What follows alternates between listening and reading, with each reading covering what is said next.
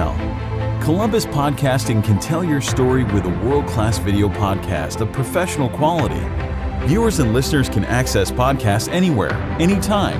ColumbusPodcasting.com. Give us a call today.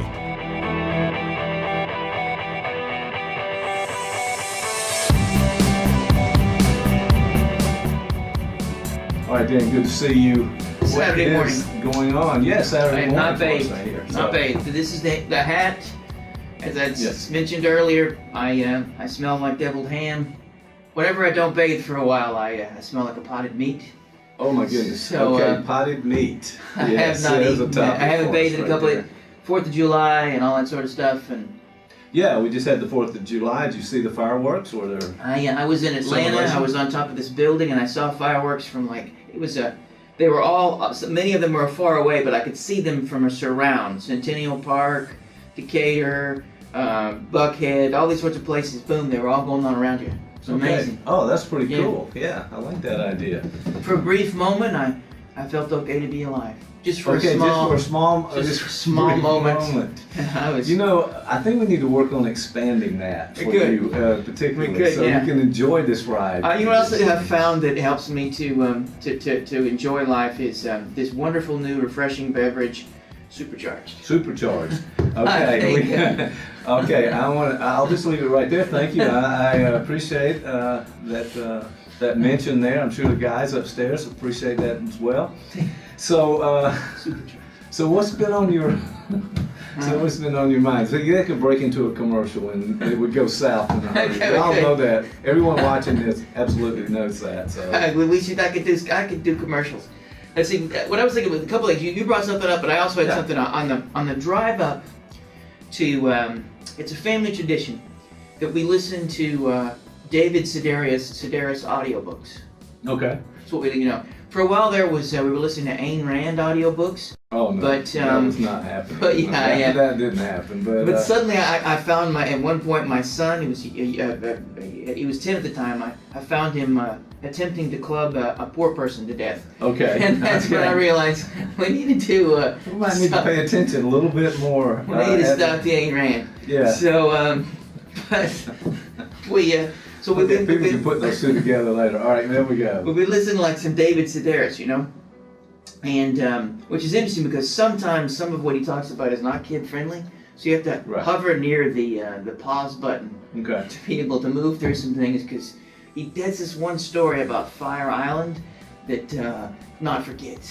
Okay. All right. Yeah. But it's funny. It's just not for kids. Yeah. Right. So Well, we're up there. We're part of heading your toward. job, right? As a parent. It's parent, yeah. But I thought part of my job actually is to guide him through tactical shaming. Yeah, we talked about your parental shaming earlier. That's right. I'm going to write a book on yeah, shame-based we're parenting. gonna- This is there's a need for an intervention on that for sure. There is. It probably is. So we're in the car. We're going up, and suddenly Sedaris tells a story his stories are autobiographical, and I'm sure there's a little liberty taken in this one, but talks about when he was younger, somewhere in the age between 6. Well, actually, he makes it sound like it started somewhere around that time, when he had these severe obsessive compulsive symptoms. Like he would be in the Right. classroom, he would get up 28 times during classroom, and he would go and have to lick the light switch. On the way home, he would have to lick mailboxes, statues in people's yards. He would have to lick the doorknob to his house. He would have to kiss the stairs. All these sort of things, and a 10-minute walk would be an hour and a half, and it was just sort of riddled and weighed with all these rituals that you have to go through. It seems very interesting too because with the tongue, he has to lick things. That's germs and everything. That's got to drive somebody crazy in his household, I'm sure. Well, the teacher was rather upset. It began with the teacher sort of wanting sending a letter home to his mom to address these things. Okay. And the teacher, at least from his perspective, wasn't quite understanding what this all could mean. She thought it was just simply sort of Right. She didn't. Very bizarre in some ways, and that's why you're not going to come to a quick understanding of that until you look at it a little Well, yeah, bit. and you might want to, most of the classroom you'd want to touch things with a glove. When that kid's around. Right. Everyone wears gloves now. But and he tells a story. Oddly enough, he makes it relatively humorous. But if you've ever been subject to obsessive compulsive symptoms or known someone who has, they are terrifying, and they're hell. They just really are. They're tough. And to be plagued it's by kind of associated. It's anxiety, mm-hmm. right? It falls into that camp. Mm-hmm. And look at anxiety, depression, illness, those kinds of things, for sure. And that's where it becomes sort of interesting, because if you look at it from a purely biological stance, we could say that maybe it is something awry with the nervous system. We could say that, and certainly in very extreme cases, that there seems to be some genetic pull, there's history of severe obsessive disorder in families often. But one way to think about it would be, because I don't know if you know this, but I can look at things psychoanalytically. Sure. Sometimes, every once in a while. Every once in a while, like that. Every day. Yeah, So we can think about it. If at the core it is anxiety, obsessive compulsive symptoms are an attempt at a solution. It is what Freud called making the best of a bad job. Everything that was all of these obsessive acts, these obsessive thoughts and compulsive acts, are all circle around a central and core anxiety, and that they are attempts to mediate that. They're attempts to be able to do something with it. And if you, for instance, he makes just a passing mention of what was going on at a time when these things really became difficult. His parents had just moved from the north to North Carolina, and they were living in this temporary house. And so you can see that at that moment he was placed under a tremendous amount of pressure and stress. Okay. And as a kid, whatever tendency he had toward compulsive activity and obsessive thought suddenly became increasingly exacerbated as a result of this change. And so the solution became even more drastic and dire. And as you can see, developmentally, there are all these sorts of, particularly as we move into middle school, social pressures, puberty. They're both internal and external stressors that occur as a result of their developmental arc, and they tend to increase. And so and that I was interested in his age at the time. You didn't mention that, but I'm assuming it was middle school. I think so. I think we said he was. I think he was 10 or 11. I may be wrong. But it seemed to be somewhere around that area, 4th, 5th, 6th grade, something like that. It was developmental. Yeah, he was right there in that sort of spot. Okay. And so you can see that it's an attempt to be able to cope, and it's what makes it sort of like most symptoms. And this is the way to sort of think about this. This is the way, particularly psychoanalytically, we would define a symptom. It provides an immediate and limited but very effective solution to the anxiety at hand. But long term, it tends to feed itself.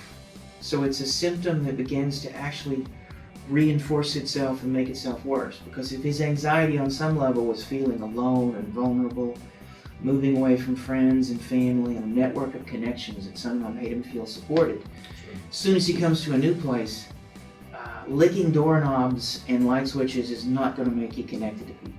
No, as a matter of fact, it's going to run people in the opposite direction, or he's going to suffer some real consequences from other people. And the vicious spiral of that is, it begins to get worse and worse and worse. And so the problem you fix now requires more of the same fix, and then at some point it can even unmoor itself and no longer be tied at all to the thing that initially started.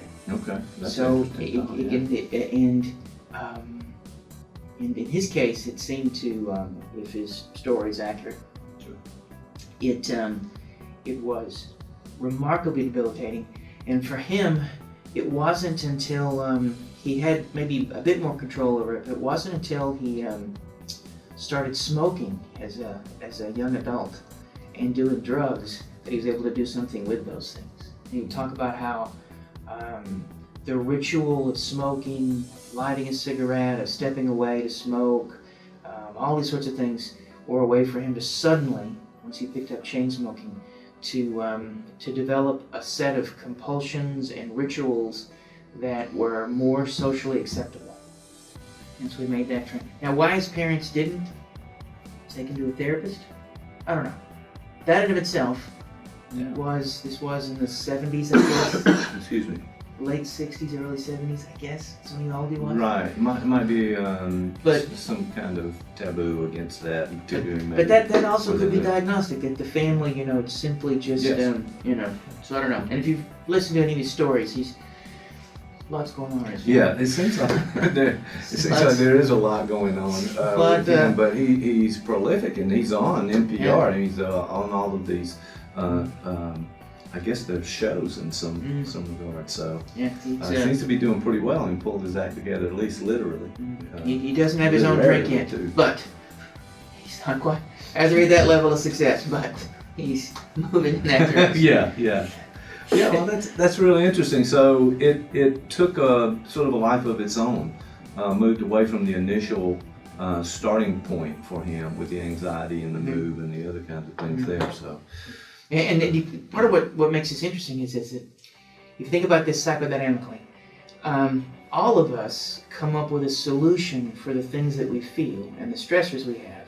It's just some of us are lucky enough, either through genetic pull or having the right sort of developmental environment, we come up with much better solutions than the ones he came up with.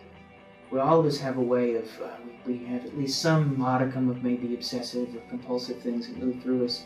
But for instance, there's a hierarchy of ego defenses that are talked about in the psychodynamic literature. And one of the ones he exhibits is a good one to have, a sense of humor.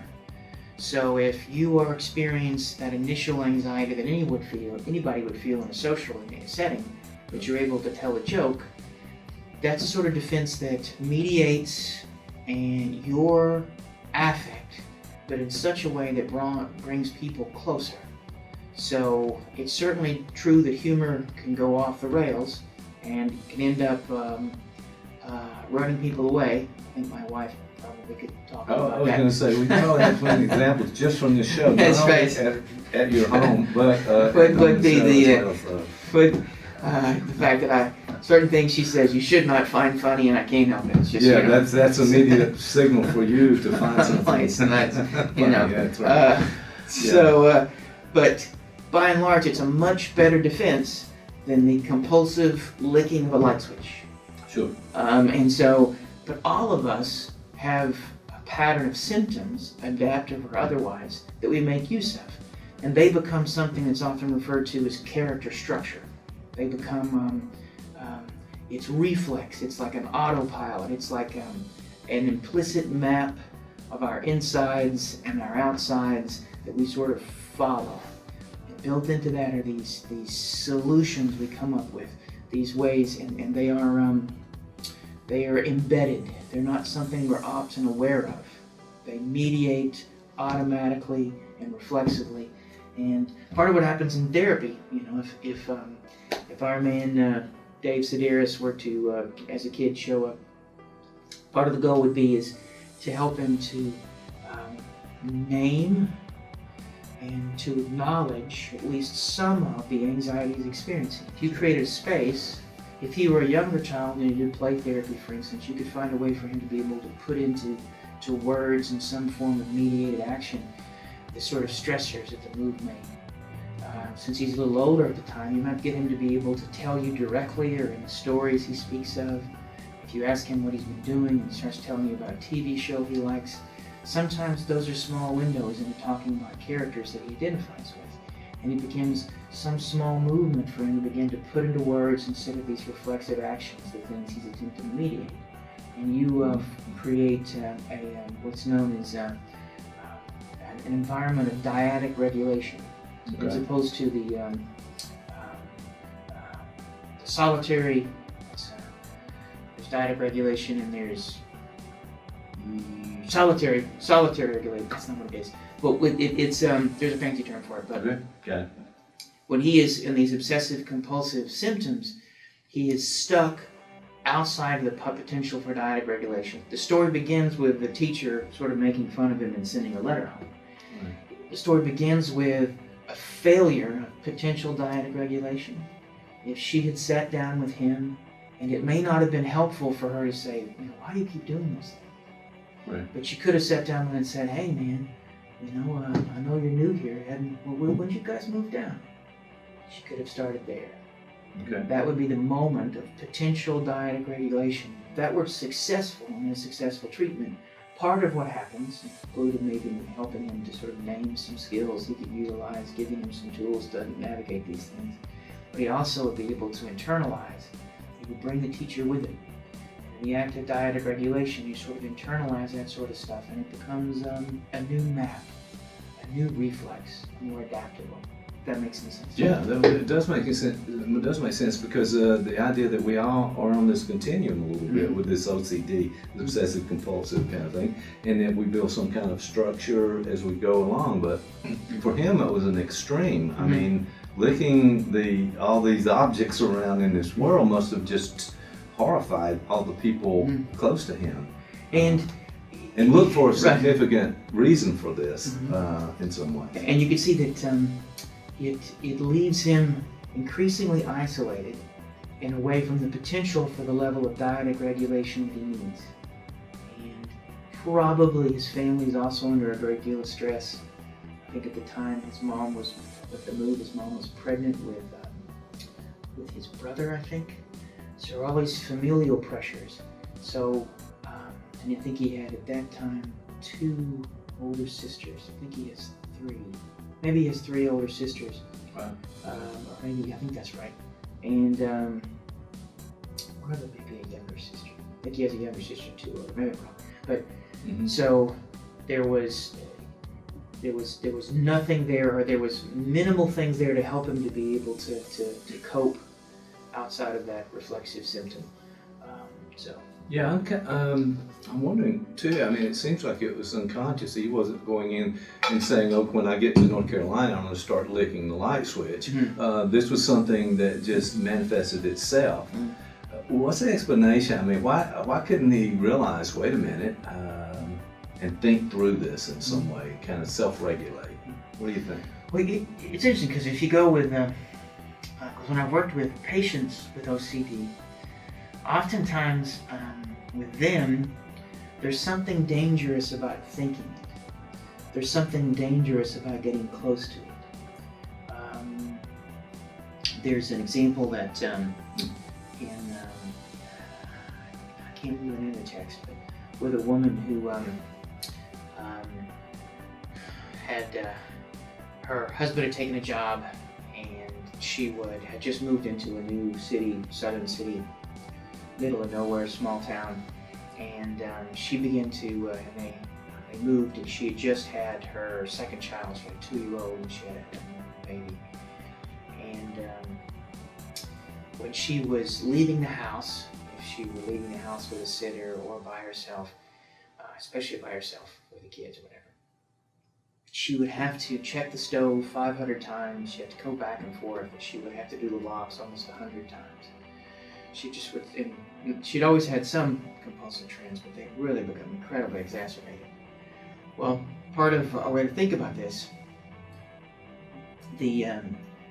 what she may need to think to move past that, if we take a psychodynamic step, is to think about the anger she may have toward her husband, the anger she may have toward her kids. There may be an unconscious desire for the stove to actually burn the house down, because she might want to be free of all the pain and struggle and stress that she's under. Right. So there's a knot. There is a conflict between different parts of herself that find themselves tied to this symptom. And to untie the knot, you may have to get connected to things that are very difficult to think. Maybe even things that are impossible to think. For Siddhartha as a little boy, he may not have the capacity to be able to name these things.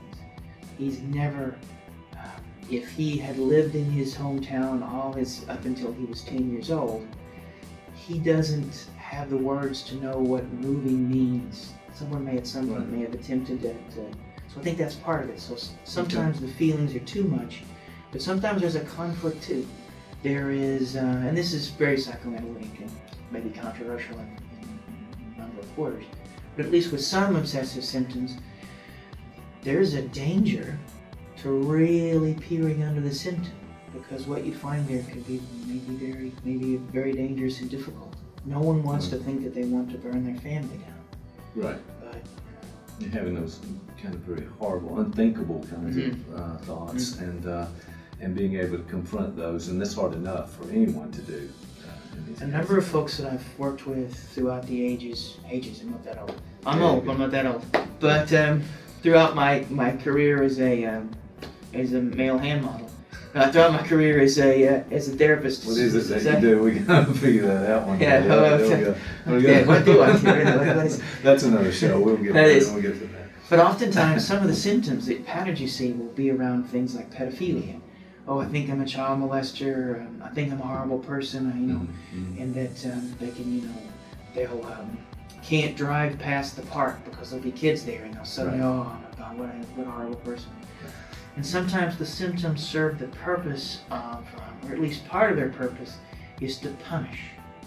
That the things that I feel are too much, and to project condemnation and aggression outward are a way to tie that knot.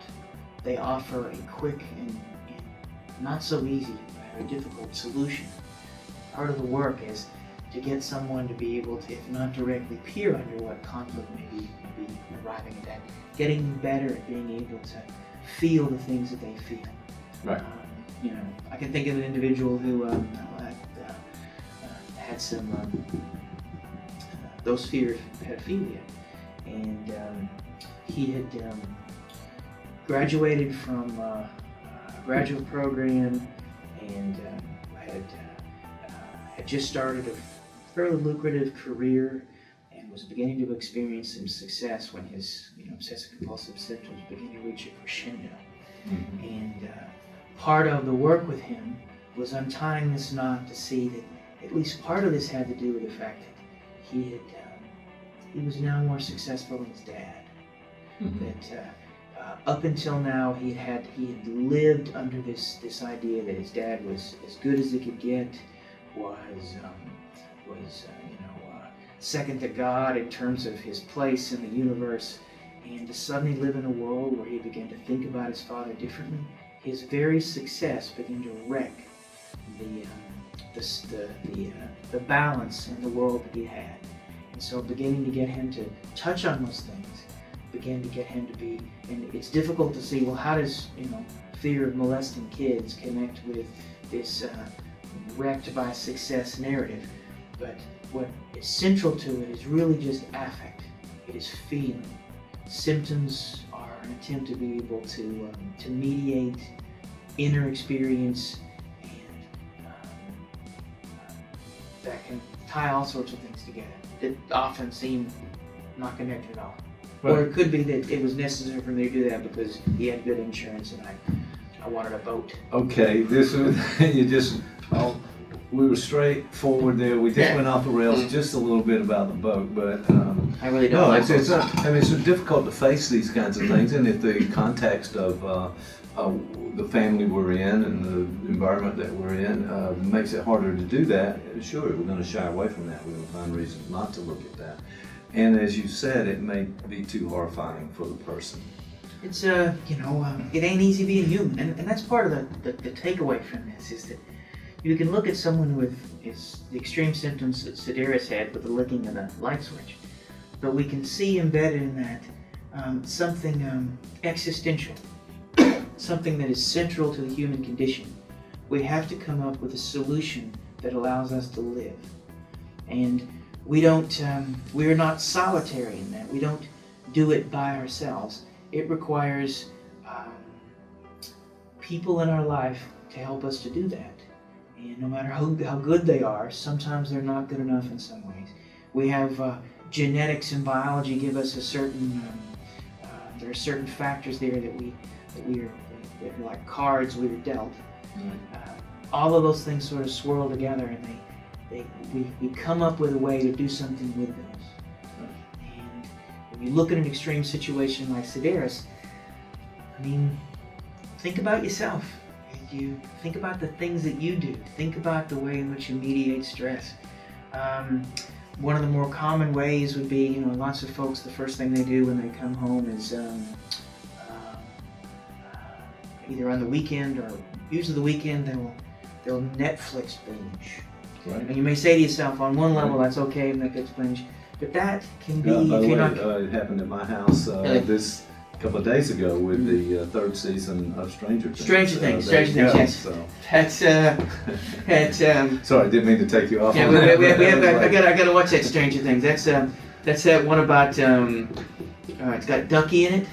I'm not going to say anything. I tried to talk about it the other day. I was shushed at the house because we didn't want to reveal anything. Okay. Try to be but see, respectful.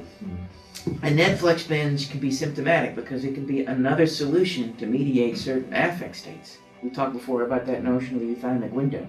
We can move to a place of compulsive activity in the Netflix binge, and it's different than licking a light switch, but it can in the end keep us maybe even stuck in some ways that Sedaris also was. A weekend spent Netflix binging doesn't allow you to think about the week before, the Monday through Friday, that generated the need for that compulsive activity. And it is possible, if you are allowed to get close enough to things that pushed you toward that symptom, to suffer just enough to feel them, you might be able to come up with a more adaptive solution. You may be liberated. You may grow in a way that allows you to have more of a life than a life that you have to attempt to escape from through a screen. Right. Well, I guess we have to use what we have at hand in some ways. So what happens if you don't adapt to this? I mean, you were talking about, he obviously kind of pushed through this and worked through it in some ways. He made a lot of dough. The Sedaris guy, he's successful. What happens when you don't have the opportunity to work through it? That sounds like a terrible place to be in your life, and it would constrain you from ever kind of growing. I think there are folks who are literally debilitated, who are trapped. There used to be a saying in shrink circles that if you scratch the surface of an obsessive, you get a psychotic. And what that really means is that untempered, and what often happens is, as part of our developmental arc, is a lot of emotionally difficult or a lot of psychological symptoms can have some level of remission as one moves through age. They can sometimes, and so it could be that folks who initially have these sorts of things, they may even out. They may find a way that they may disperse. You'll notice lots of pre and adolescent and post-adolescents will develop certain tics.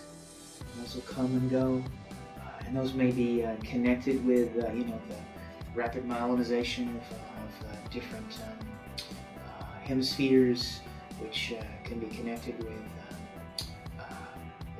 increased executive functioning control, all that sort of stuff. So there are neurological sort of hallmarks and markers one move through, but some folks these things don't remit, and instead they find themselves trapped forever. They do. It sounds like a pretty rough place to be for a lot of folks. Well, I was told at one point that being a little bit OCD was good while you were in graduate school, and you're working on advanced studies. So I was told a little psychopathy was good. Okay. Until they found the bodies, and then they were like, "Look, man, too far. You gotta stop this if you're gonna graduate." Okay, I heard that. Yeah. But within Western culture, especially, OCD. A little bit of that is good. We sort of have to, in some ways, differentiate between OCD and OCPD. Depending on who you're talking to, those can be radically different things. But if the capacity to develop and maintain structure certainly is within Western society very important. OCPD, the more central thing is control. That also, a little bit of that can be important. You have the capacity to be able to direct and mediate and control over the things that you feel and things that you do. So would come in handy. That said, though, I'm sure you can think of folks that you may have attended graduate school with or professors, for instance, who did that, and then students in there. Students, yeah, you probably know. Let's cover everybody as best we can. Yeah, I've had bosses and administrators. Everyone up the line. There are lots of ways Yeah. where you are, there used to be when you were a kid, I haven't heard my son say this, but when I was growing up, you would say, step on a crack and break your mother's back. Yeah. And this saying goes all the way back to Freud. Freud writes about it, and it's called the Thalian principle. Okay. I think I may be mispronouncing that. It's the idea that, for Freud, it's there is an excessive enjoyment about dancing around cracks that could potentially kill your mom. And that's in some ways the essence of a symptom. To lick a light switch doesn't just mediate inner tension, it brings with it its own sense of enjoyment. A guy by the name Jacques Lacan, again, not Chaka Khan, very different people. I know. Use that. The albums are different. The music is completely different. Very different. You can dance to both of them, though. But he called it jouissance, and it's the idea that there is an excessive pleasure to these things.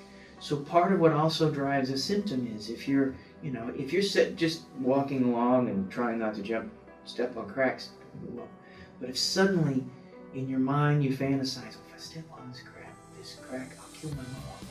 Suddenly it becomes a game. It begins to have there's a charge to it. Right. And so Lacan, he wants to emphasize that there is an enjoyment, an excessive enjoyment in our symptoms. They allow us to, there is something there, a sort of obscene pleasure that drives these things too. And then part of untangling is being able to do something with that as well.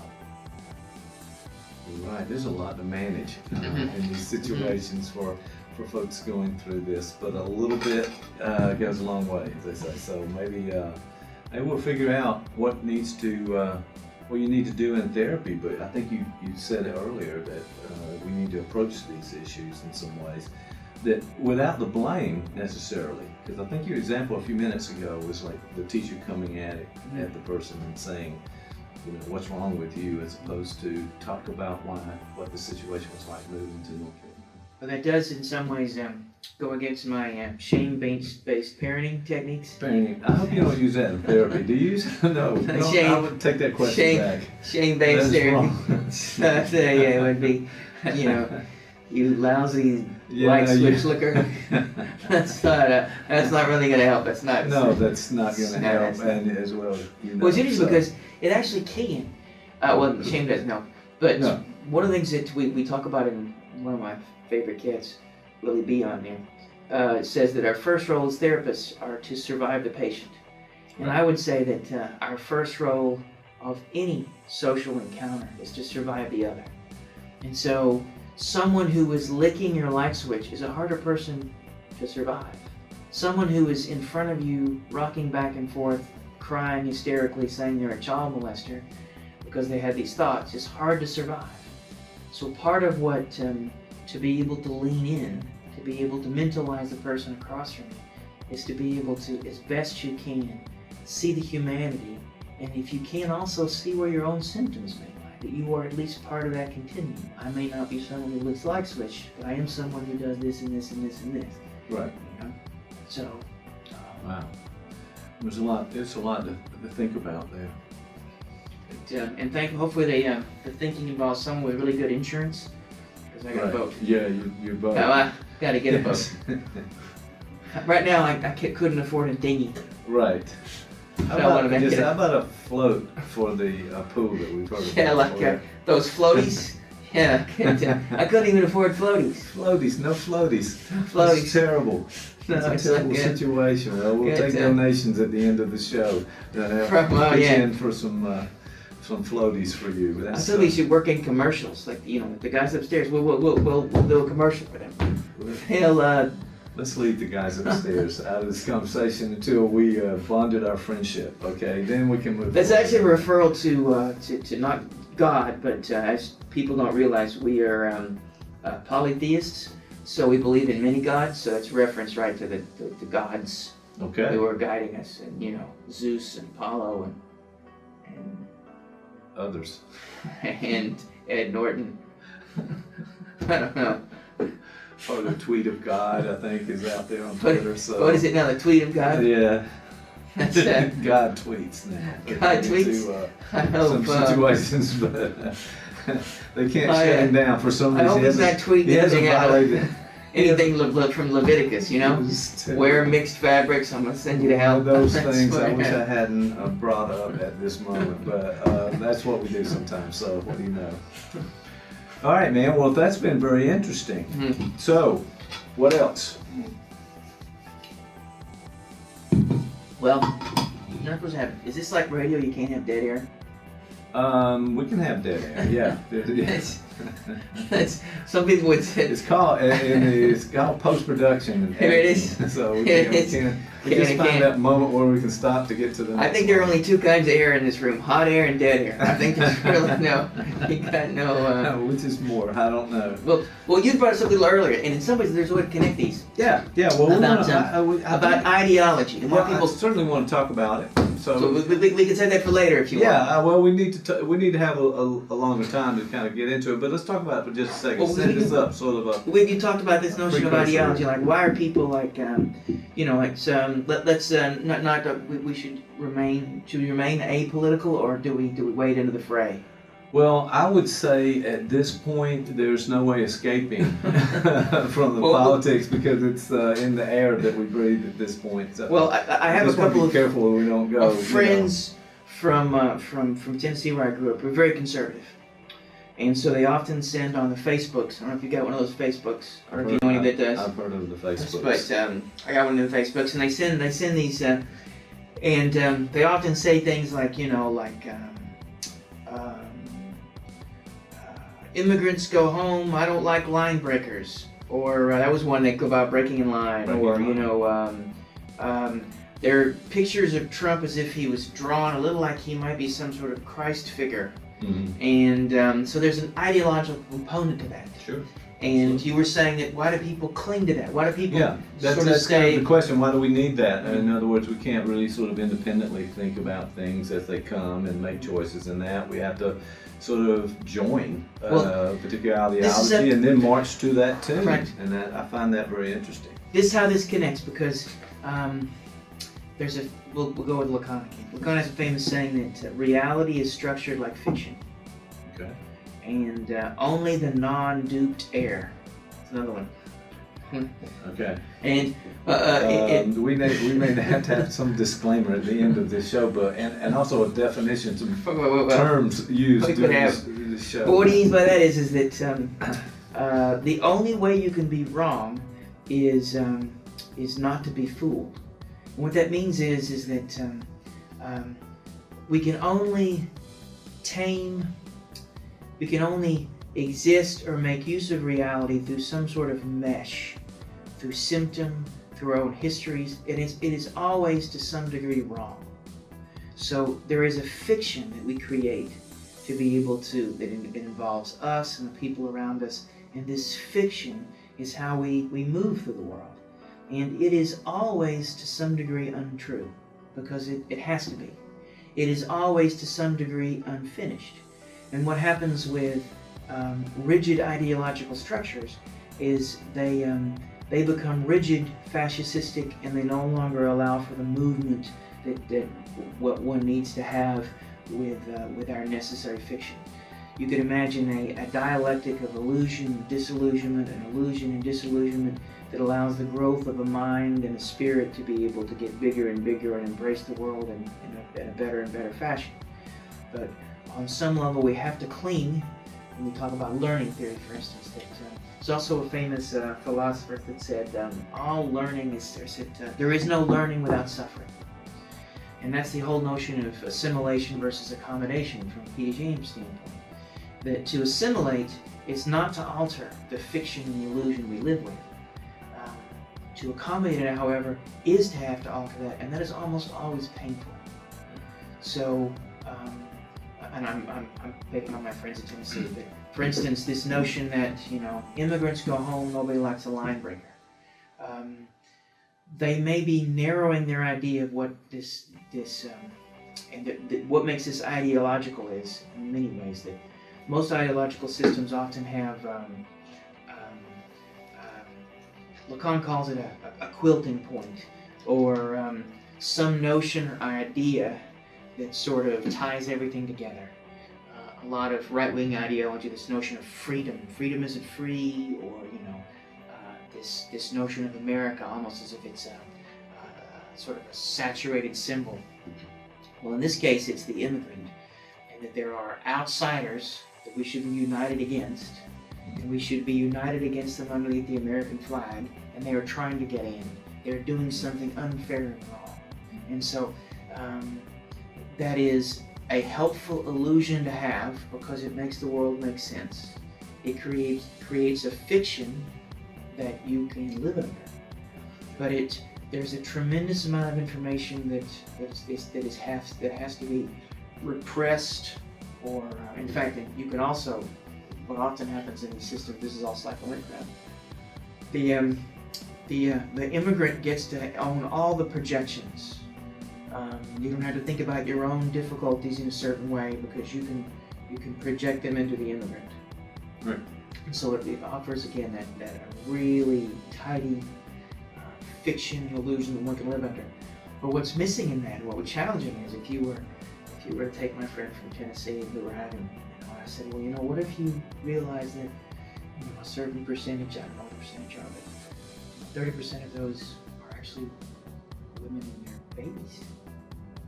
They are fleeing because if they stay where they're at, they might be killed. Or that they see a promise for a world where their children may have the things you've been able to give yours. What should they do? Should they stay where they're at? And if you were to say that, would it open up the possibility of some level of accommodation? Doesn't mean that he suddenly has to, throw away his entire platform of immigration. But there's the possibility of being able to think about this differently. Now, as an aside, we've talked in here about Slavoj Žižek, and he got in a lot of trouble, and he made a lot of his friends upset when he said that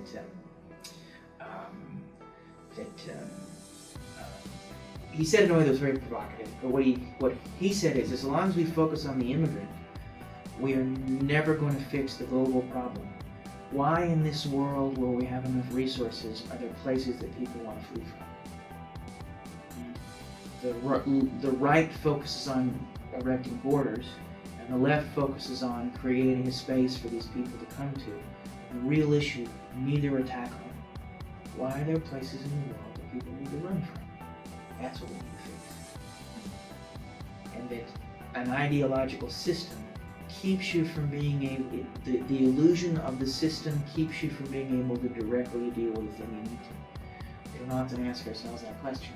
No, it's probably just too tough for us. And besides, if you're in this ideology, one or the other, or ones that are out there, it's comforting in some ways. It's not. I mean, it's nice to have all the people around you agreeing with this, and you have it. You feel like part of the team, if you will. And it's a safe space in some ways to kind of project it. But what you were saying was, this is all fiction. Because it's a bigger question. And we would say that again from a Lacanian perspective. That's why the non-duped error. If you really want to get in trouble, then so in a way talks about this notion of red and blue pills. Mm-hmm. That to truly be awake, if there was such a thing that you could take a red pill that made you completely aware as best you could the world around you, it would be a buzzing confusion. You would be assaulted by all the things around you. There's too much going on, and contradictory thoughts, and ability, and ambiguity, and so forth. This very table, would it is far more in flux then our senses allow us to know. The world around us is far more in flux in the world than our senses allow us to know. So there is no such thing as direct perception. It's always apperception. It's always filtered through both the limitations and the developmental maps that we've been given. And an ideology is just a specific kind of map. And it's usually the sort of map that an entire culture moves under. There is capitalist, there is socialist. Socialism also is like, somebody sent me a meme today, one of my friends from Tennessee, very conservative, said that this is no longer Democrats versus Republican, this is America versus socialists, Trump 2020. And you'll notice that now that could be either a clever marketing tool that Karl Rove somewhere decided to come up with. What happened to that guy? I think he somewhere in the background something's going on. I'm sure. Yeah. All right, but yeah. But but it's a wonderful sort of ideological device because it's an attempt to be able to say that if you don't support Trump, you're not an American. Right. And you're this thing called a socialist, which is what Lacan would call an empty signifier. What does that really mean? It's like Zizek talks about this. The Schrodinger is Mexican, and if you'll know that a lot of this immigration, that there are the Mexican individuals coming across the border illegally, either stealing our jobs or doing nothing and soaking up all our Social Security. How can they do both?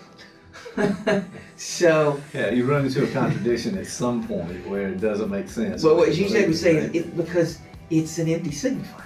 It doesn't really mean anything. Not really.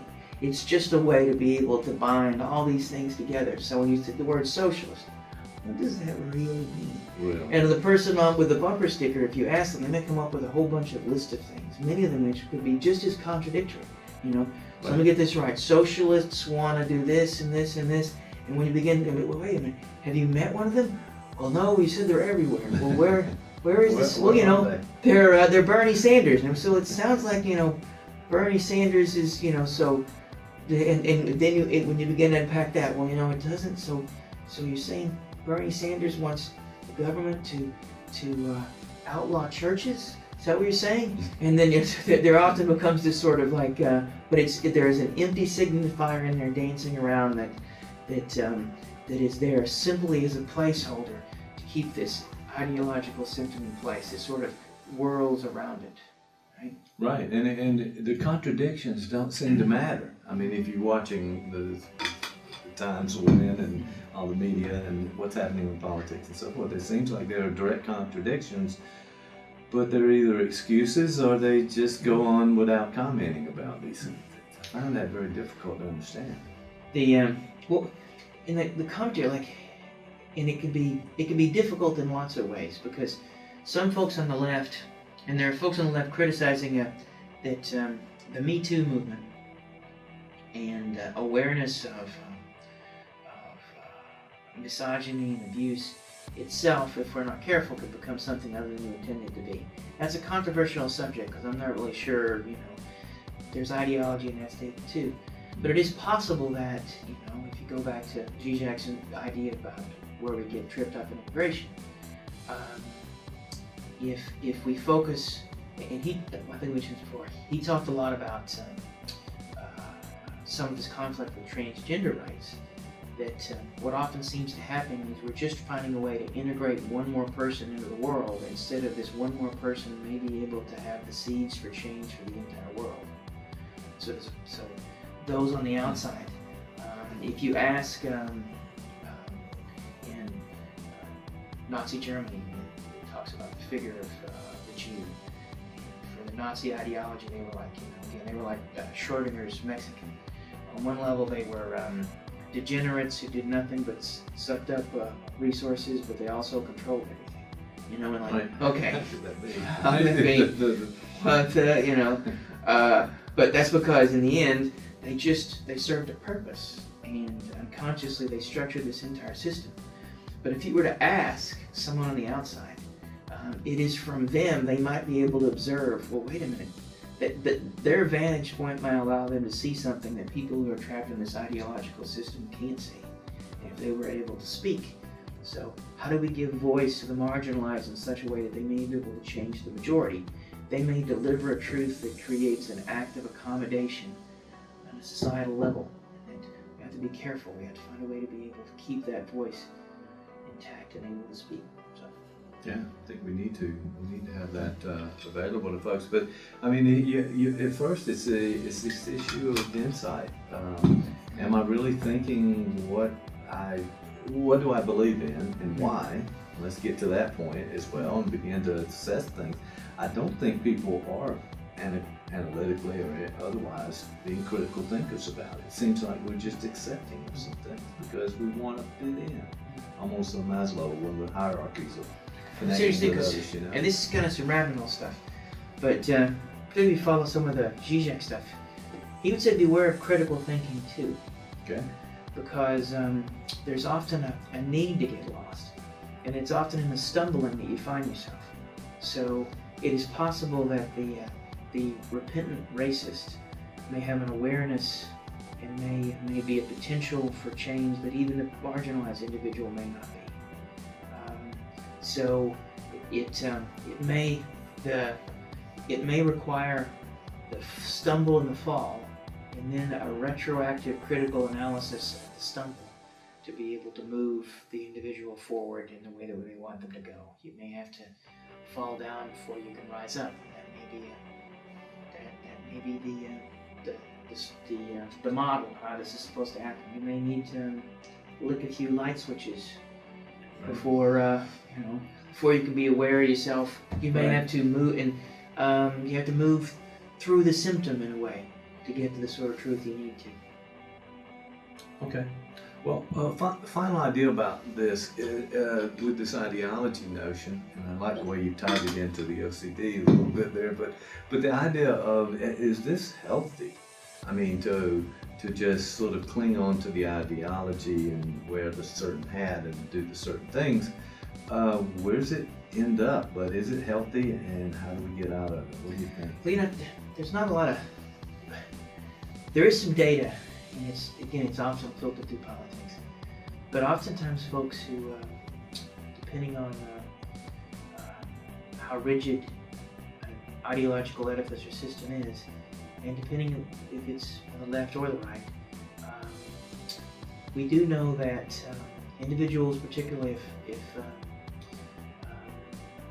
their ideological system is more tribal, and to the degree that it is tribal, there are higher incidences of hypertension, diabetes, there are all these sort of ill health effects.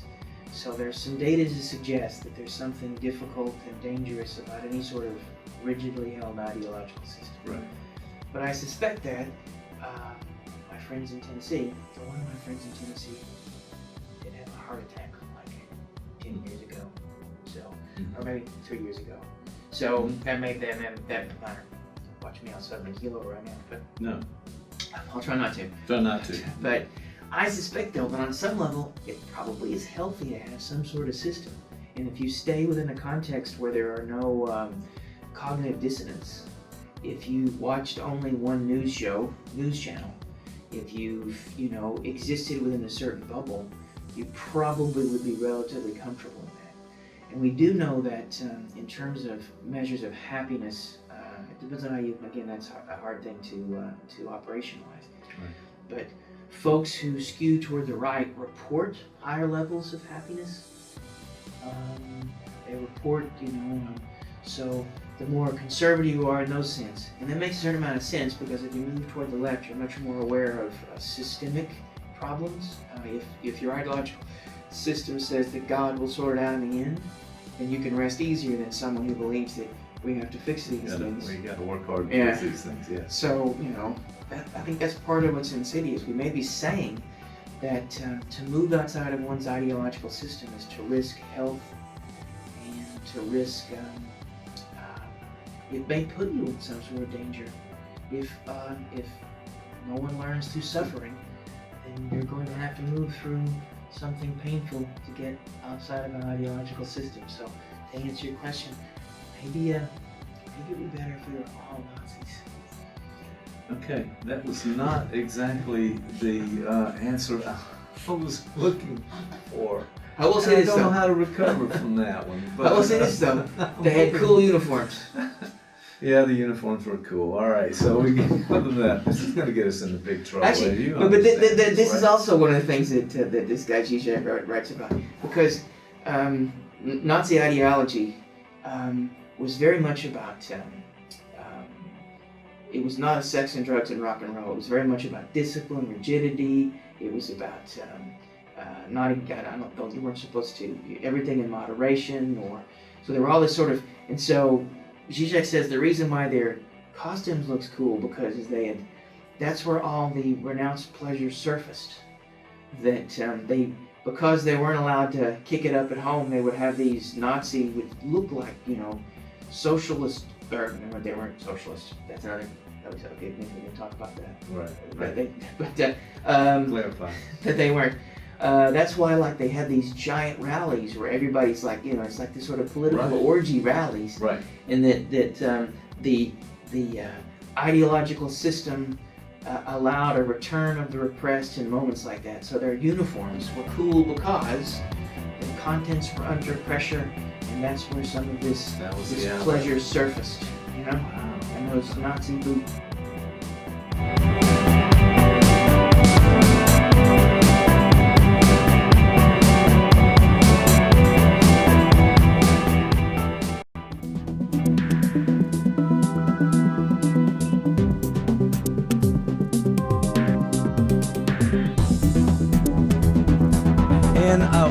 Here's how it happened, ladies and gentlemen. So I'm going out to my truck out the front door here at 1214 First Avenue to pick up a book that Dr. Hackett and I are going to do a Talk with Mike and Tom podcast coming up pretty soon. And happened to run into two of my favorite people walking down the street. I think I scared them just a little bit. Did I not scare you? You scared me. Okay, I didn't mean to. I did. That door opened. What happened? You didn't scare me. I think I did. I think you startled my very skittish significant other. And okay, then let's get a close up of him over there being skittish. All right, perfect. Yeah. That's how it looks. Don't say boo. And then he jumped. He lunged. Let me just use a better word. He lunged. He lunged. He did. Yeah. And then he startled me. And so then. Well, it all happened when I opened the door. So that's right. Yes. I want to apologize for my opening of the door. I think I'm just trying to get out of the building. What did I do wrong? I don't know. And absolutely, there is no crime that's been committed here. Okay, I want to make sure. Is that true? Now, true statement. You have a background. You tell us a little bit about your background because you may know more about true crime than any of us. What do you think? Maybe a little bit. I've never dabbled in criminal law. Okay. But I do have a background in law. I have a Juris Doctorate. So. Okay, so you're working as an attorney, so you've probably seen some things around. Now you do have interest, and so maybe one of your interests is true crimes. Is that true? Yeah, I don't know. Yeah, I do. Investigative reporting, true crime, and it's not something I've ever really talked about. I just happened to mention to my current that I like to listen to certain podcasts, but that's current right there. Thank you for pointing. Yes, good. No, can we just say this is my first time in your studio? We talked about people's second times. It's my first time here. Well, listen, I'm really enjoying this. First of all, welcome. You are always welcome here at the studio, and we have a lot of good folks coming in, good people, good podcasts is what we say on our advertising. So I was telling you guys a story about when Dr. Hackett and the film crew, we went out on the streets of Broadway, and we were asking people to be a part of our promotional video about podcast here. And you can find us at columbuspodcasting.com. So one of the things we asked, do you listen or watch, because it's both audio and video, podcast? And I was surprised. First of all, everyone was watching podcasts or listening to podcasts. Everyone we talked to. That sort of confirmed some things for me. But secondly, when we asked what they liked, a good percentage of the people said, you guessed it, True crime. True crime. True crime. All right, now what All right, I'm fascinated. I've said before, I've read a few of those mystery novels. I've got audio books and I'm listening and so forth, but I'm not sure it's true crime. There's an entire category of true crime. So, Shatul, let me ask you, what is your definition of sort of the true crime genre? So I think, and one of the things what I said to you is, before we get into that, I think we have to really look at, what I find interesting is, it depends who you ask, right? Right. So I think people pull different things out of these quote unquote true crime podcasts, just like we get into the books of true crime, right. Mystery, suspense. If you go into like the James Patterson type stories, right? Yeah. We have a character, we have antagonists, we have protagonists, we have the whodunits, right? Right. There's a plot points that move through and you kind of mislead you have the folks arc, a little bit. Yeah, arc, and you're right? trying to find, yes. And then everybody's with you, you're on it, you know who did it. And then there's that dun dun dun, not who you thought. Wow, yeah. Right? That kind of keeps us there, doesn't it? I think that's what happens. It keeps us there, keeps us right there with you. And so, but then there's that other genre of the cold case. Nobody could figure it out. Maybe you'll figure it out. Let us give you everything we have. You might be the one. So, I like it. First, it's intriguing, but is it really an unsolved case, a cold case, and it's kind of left up to the listener to help figure it out? Depends on what you're listening to. There are some out there that present everything that we have. We're going to, whoever the moderator or the narrator or whoever is the person. Personally, I don't like the cold case files ones. I need to get to the end. I need you to catch it. Well, I had heard that. Now, somebody just let this slip, and I was listening. But they say, listen, one of the first things you need to do is go to the end of the book or the end of the story and find out who did it, and then work your way back and then start over. I'm not sure that's always true. Well, not for me.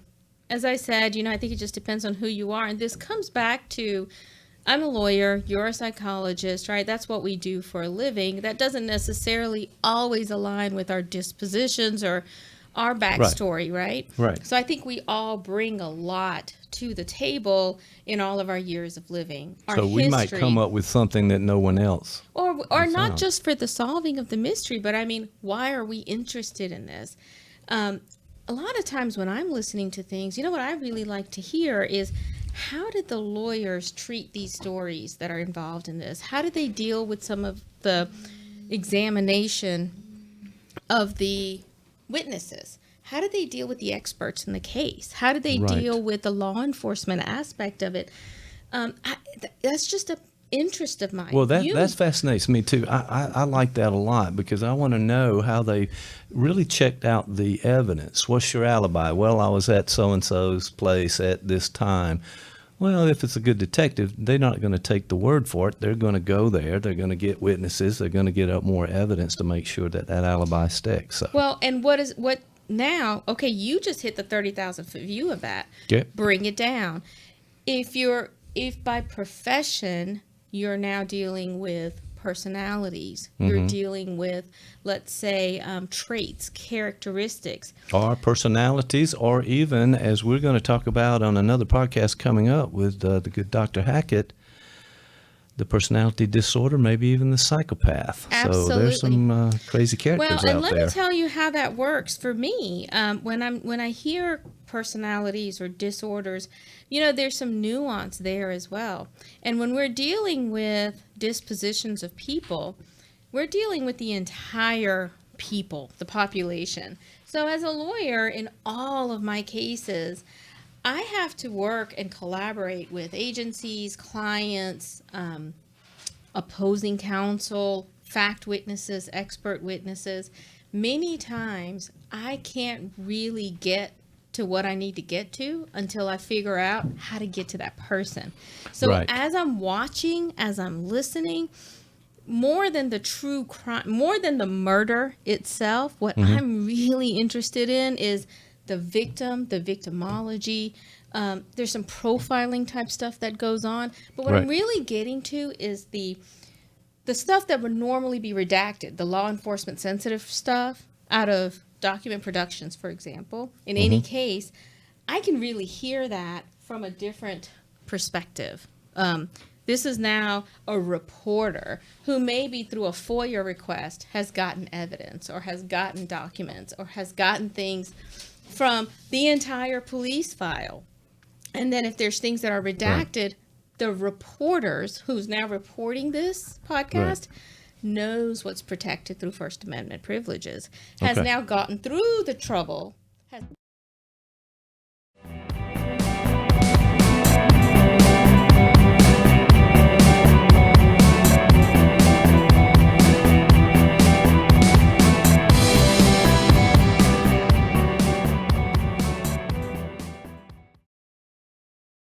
You have a story to tell. Columbus Podcasting can tell your story with a world-class video podcast of professional quality. Viewers and listeners can access podcasts anywhere, anytime. ColumbusPodcasting.com. Give us a call today.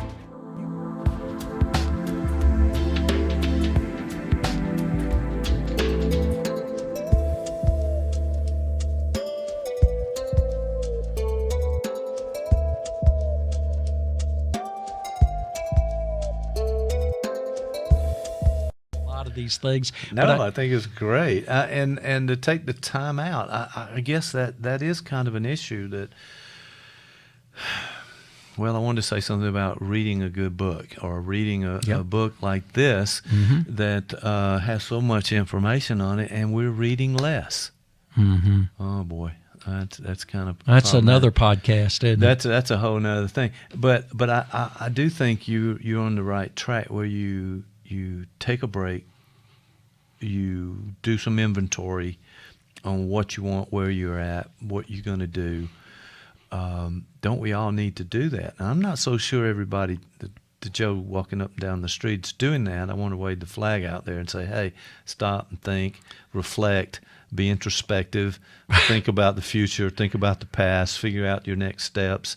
And it's not about you. It's about how you can help other people. And as soon as we get everybody on that train, I think we're going to be better off. In full disclosure, though, anyway. When I was working full-time and had a lot of responsibilities on my plate, it was a lot more difficult. As an old retired professor, I actually have the time to do this. So I'm not advocating it necessarily as, hey, I did it and, that kind of thing. No, but I think it does make sense. And I'm all about folks taking time out to really think about what they want and how they're going to get it, what's stopping them from getting it, making good decisions that not only affect themselves but affecting others. So we try to do that in our counseling efforts, and I think it's something that we probably need to do as individuals.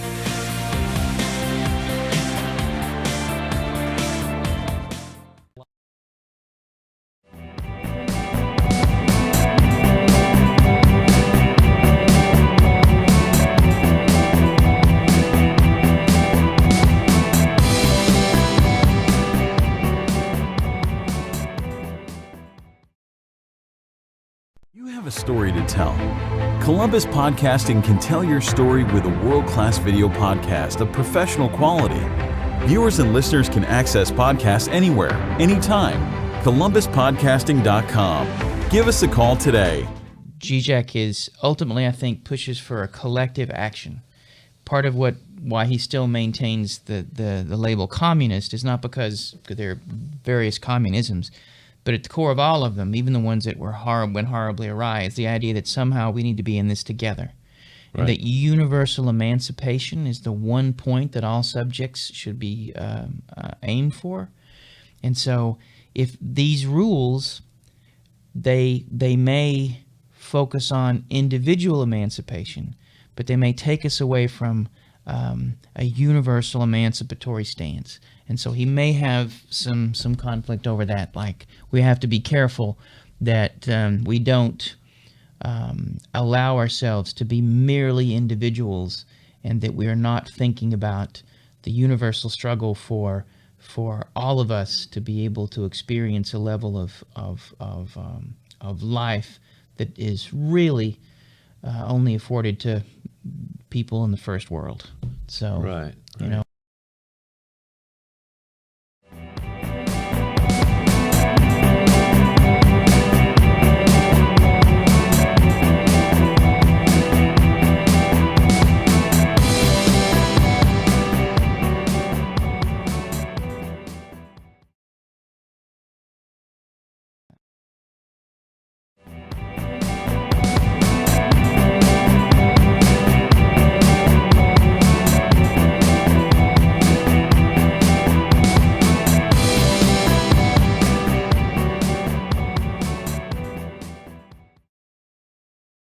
You have a story to tell. Columbus Podcasting can tell your story with a world-class video podcast of professional quality. Viewers and listeners can access podcasts anywhere, anytime. ColumbusPodcasting.com. Give us a call today.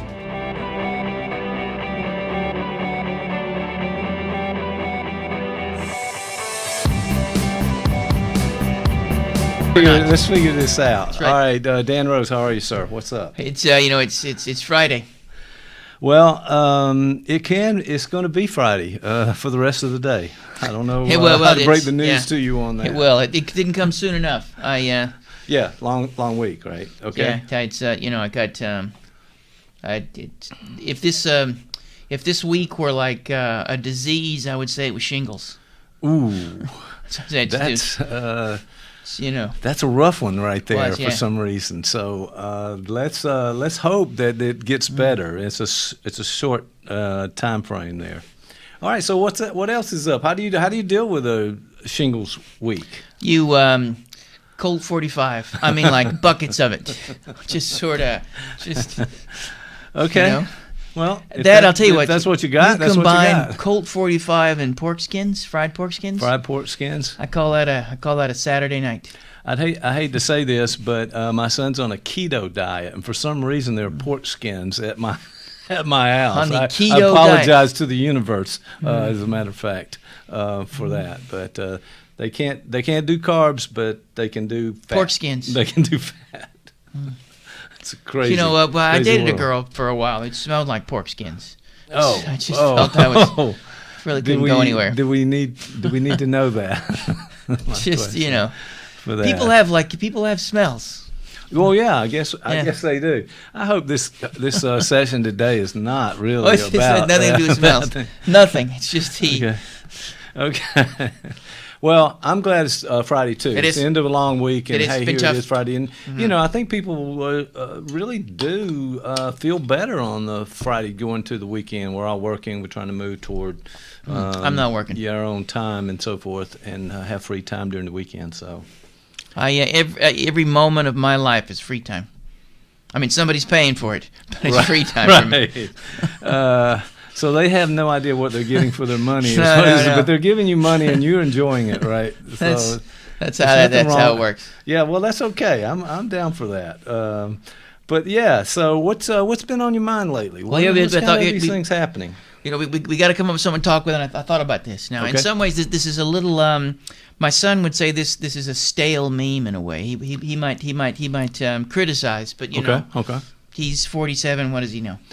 I think he said on the last show he was 12, I believe. But we'll do the math later. He's 12 going on 47. Okay, good. I thought about this because I've been reading this this book by Slovenian philosopher and psychoanalyst Slavoj Žižek. Yes. Okay. So when I read, I've occasionally dip into the guy's work, and reading that got me to think about some things. Sure. And also I was at home eating some vegan chili on a bed of brown rice with some Gardein beef tips, vegan beef tips. Okay. We could get some sponsorship out of this because I ate a lot of Gardein. I have no problem with all the sponsors you've mentioned so far. Good, we need to talk with those guys. Except for my Uncle Vinny, who in his meth lab, that was the one that had... Yeah, Uncle Vinny is no longer with us, I understand, after the explosion. Yeah, it was an explosive venture. But I'm also, and there was one of them YouTubes come up and talks about the black pill. You know? Yes. Oh, yes. Now I the remember. Black pill. We can talk about it. We had a little bit of text back and forth about that, just a little bit. I was confused because I was thinking, well, we had the red pill, we had the blue pill, and now the black pill. There's also the white pill. There's a black pill, a white pill. There may be other pills, but and the way to think how this might be relevant and maybe useful to some is that I don't know if there's a rainbow pill, but go ahead. All could be. That was last week. That's right. If you know that scene in The Matrix, yes, where Bob Hope is. I mean, that's no. That's not not. Well, that didn't happen. Okay, nobody remembers who Bob Hope is. I'm the only one in the room, and probably listening ever to this. But okay. Go ahead. So there's this idea that in the film, I think it's Neo is the good guy, right? Right. So he's being confronted by Orpheus, right? Is Orpheus? Yes. Orpheus. And he asks him, he says, look, now that you know things, you can take the blue pill and you can go back to sleep and this never happened. If you take the red pill, you're going to wake up and you're suddenly going to see how things really are. And you have two choices. Yes. So he chooses the red pill and he wakes up and then boom, he sees how things are. Well, a few years back, my son would say longer than a few years back, there was this notion of being red-pilled and how you could get woke. And that both the left and the right used this as sort of a way to talk about things, that to be red-pilled is to suddenly be aware of things. It was often talked in the alt-right community and even in some of the incel community about how you suddenly see how things really are, and different forms of woke. On the left, it could mean something different as well. But again, it's just this state of wokeness. Yes, waking up to new understanding, new vision of what's really going on behind the scenes, in other words. Well, there's a wonderful scene in the Zizek film. I think it's in The Pervert's Guide to Ideology, but it may be in The Pervert's Guide to Film, where he replays that scene, and where he's in Neo's place, and he says, I want a third pill. I don't want either one of these. Okay. And my son's always wanted the third choice. When I'd read in the parenting book to give them either you want to do this or you want to do that, and they always that's why he's eating pork skins. It's really, he should have from another whatever you did back then. There's a lot of things undoable that happened. That's back right. then, So now we'll see what happens. He has a diet of pork skin. If he came up with a pork skin diet, I don't know how that would work. It's somewhere in this keto diet, but don't ask me, and I'm not interested. Keto. Thank you. Keto. Yes. But so that there are Zizek's point is that there is a way in which we may think that we've been woke, but that's actually an even greater trap. That to think that you suddenly see things clearly may be to be even further embedded and further trapped in things. So a wonderful example that he uses is that in California, they banned straws, and now lots of people are buying metal straws they take with them. They go to restaurants. Right. Okay. That makes sense. So this could be an example of being red-pilled. For instance, suddenly you realize the straws, and the reason why they banned the straws is because I think the straws were affecting Liza Minnelli somehow. I don't know. Well, no. What I was thinking was there's so much plastic that suddenly in the ocean we have this nation of plastic. There's a lot of plastic in Liza Minnelli. Absolutely. I'm trying to move through that, but I didn't get very far. Go ahead. Is she still alive? Yes. Okay, Katie. Okay. It's the plastic. It lasts forever, but too much plastic, it's like killing turtles and stuff, right? So they went to paper in California and made it a law and moved on. Yeah, okay. There's nothing wrong with limiting plastic use, carbon footprint, but the problem potentially that is, as opposed to dealing with the root of the problem, of thinking about, wait a minute, what is, why do I live in a world where things are going into the ocean? What are the broader things going on here? You simply affect a small local change that may have no big consequence whatsoever. Right. Another example that Zizek gives is if you go to Starbucks and you buy a Frappuccino or a Crappuccino, whatever you buy there, and every time you buy one, you give $1 goes to support a third world country family out of poverty. Okay. And Zizek, so again, nothing wrong with helping, but why would you question? There's a bigger question. Why do we live in a world where there's enough of everything, but there are people starving? So the question would be, you are lulled into thinking you're making a change or a difference, but you're actually just staying asleep enough in the matrix to perpetuate the very thing that has caused all these inequalities. Okay. And so there is a third pill, or maybe you decide to stay in the matrix and you attempt to be able to understand it from within, maybe even undermine it in a way, or maybe you channel it or direct it in a way that may create larger change. And so that's the whole idea behind, and that was the potential third pill for Zizek. But there's this notion of the black pill.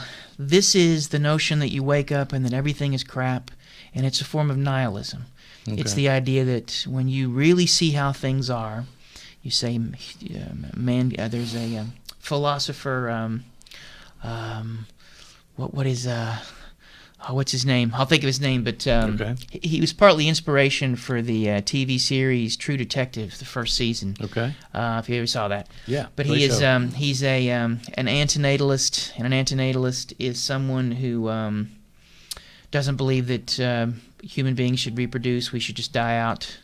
And he has a nihilist philosophy in which he sort of sees the human race as like a bacteria. We've infected the planet, and at some point it'll develop the right sort of antibodies and we'll all be gone. Mm-hmm. And so that is sort of a form of the black pill, sort of like you see things and boom, everything is horrible, and so you have the potential to succumb to nihilism. Right, got it. There's also a white pill, and the white pill would be the ability to, that would be religion, or in fact some evangelical folks call it the white pill, that you suddenly see that wait a minute, there's God, and there is redemption, or there is something better outside of all this and whatnot. And the point of bringing up any of those sorts of pills is that each of them represent a way of being able to dance and deal with reality. Right. And all of them may have a shortcoming, or they offer some sort of solution. And they have a parallel, I think, in some of the things you and I have been talking about here in terms of how do people engage with themselves and the world in such a way that, I don't want to use the word happy, because that's a pill in of itself. As an aside, there's a famous philosopher, Alain Badiou, and he calls it the happiness industrial complex. Oh, okay. And that part of what drives...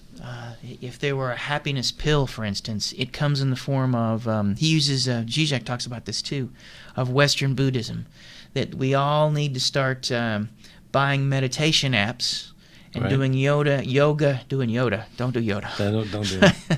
But, no, I got you. No. There's a couple of jokes in there. I'm not going to go there. I know. But it's good that you can hit on it and then go back to the topic. That's because I woke up at 4 this morning. I'm tired. That's the only reason. But yes. So the idea that where was that with this thing? Oh, it was the yoga or and all this sort of stuff and meditation, and all those are a form of either the black or the blue or the red pill. They could be the blue pill because they allow you to become better consumers, better cogs in the machine of capitalism, without ever really questioning things. Like, for instance, again, why do we need to meditate more? The things that you feel, the fact that you can't sleep, or the fact that you have, you're always anxious, maybe something you need to know as opposed to being numbed from. And the goal would be, how do we engage with ourselves? That would be a wonderful example of that there is an engagement with your own suffering in such a way that may inform you maybe how to change your life, may be able to inform you on how to be able to make the lives of others better. But none of those are the sort of pills that offer a fix that either give you numb you into sleeping or give you a false sense of being awake. And so how does all that sound? Well, it's really interesting because the whole idea of being woke and becoming, I don't know if we've defined that very well. I mean, it's being woke to my ideas and you going along with my ideas versus being woke to the general consensus. So some groups will consider you woke and others may not at the same time. So I'm just curious about how we defined being aware. But it's awareness. It's more than what we're aware of now. It's an additional awareness or larger awareness. Well, how's that sound? Yeah, I dig that. Even the term woke is already, in a way, carries with it a certain ideology, a certain politics, and a certain texture that allows you to be maybe closer to something important, but it also may blind you to some things, because if they were to offer a critique even of the notion of being woke, does that mean you're always awake? That you never have to worry about going to sleep again? That means that now you have a hold of a certain truth, and does that mean now that if you're not careful, if you have a hammer, everything is a nail? Right. There's a potential trap in there too. Absolutely. the idea that you've got the best idea, or your idea is the way it is for others, and it may not be that way. In fact, it may be, maybe you woke and it's a nightmare. Or, well, it's interesting because or really not realistic. Maybe not. Well, and Bion talks about this. I talk about that guy sometimes, but also Zizek mentions this in the book that I'm reading right now, and the idea that we don't wake up from a nightmare or a dream because as a way to escape the unpleasant thoughts of the dream. We wake up so we can go to sleep from the truths that the dream are trying to tell us. Wow. And so waking up is actually a form of avoiding something, a suffering inherent. Zizek would say a hard kernel that you can't do something with. And that sort of puts that on its head. So even the idea of being woke... It may, as you mentioned, happiness. It may not make you happy to be woke. As a matter of fact, it may bring more anxiety into your life that you have to have that sleep you're talking about. Well, it's a wonderful example, and they often talk about the historical texture and the context of all the things that we do, and we often have this view. That there was a thing called the Dark Ages, and people ran around that they were dumb, or they thought the Earth was flat, all this sort of stuff, and then we look back, but you and I are both here in the South, and we look back and say there was a time when we were, we had slavery, but we've passed that. We're now, and so this notion of progress, that we've moved, that there is a place in the past that we can point to as a marker of how much we've grown and how better we are. Folks like Zizek would like to turn that on the head because depending on how you look at it, there are actually more slaves in the world now than there ever were before. And that to prop up the first world, we have to crush so much of the third. That even as we speak, there are children being worked to death for the elements that go into our phones, or all of these things, the diamonds that we wear, and that for us to be in this place of comfort, to prop up our luck requires that there is an ocean of suffering, and that we are floating on that ocean, and to wake to that would be too much. To think, and as you know, I may have mentioned this, but I'm a vegetarian. Yes. I mentioned that before. Yes. And I remember the when I suddenly decided to become a vegetarian, I was at this club in Fort Lauderdale, and PETA, not the bread, but the organization, right? They had these things going on. They had these videos, and so you had to walk through a gauntlet of these mass farming videos, and and all these sorts of things, and you'd walk through it, you're like, holy cow. And then when I got in, I was like, I can't unsee that. And so that can be a form of being awake. If it becomes an ideological trap, and maybe a tad fascistic, if it becomes the one thing that you devote yourself to, and you say to yourself, if we all became vegetarians, the world would be perfect, right? Right. So yeah, somebody could have that idea. And and there are so many different flavors of that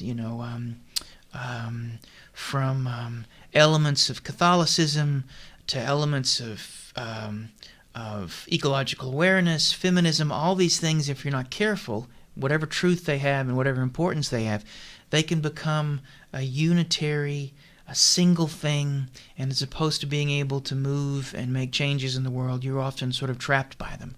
They offer you an answer to the conflict that ails you, but it keeps you from being able to move outside of that. You're trapped by it.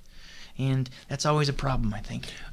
It seems to be that we're just swapping ideologies in some way. I mean, we thought we believed that now we have something more as we're woke, and but it partitions us off into groups or even an individual, but certainly into a group, and then there's always the opposing group.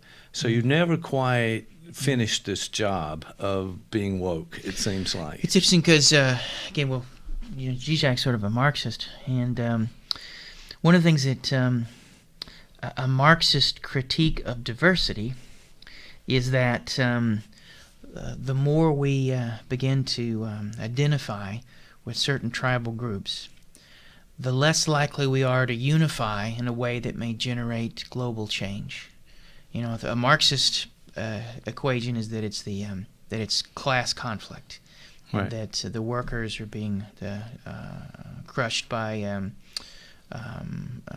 the owners of capital, and so if we fix that, it'd fix everything.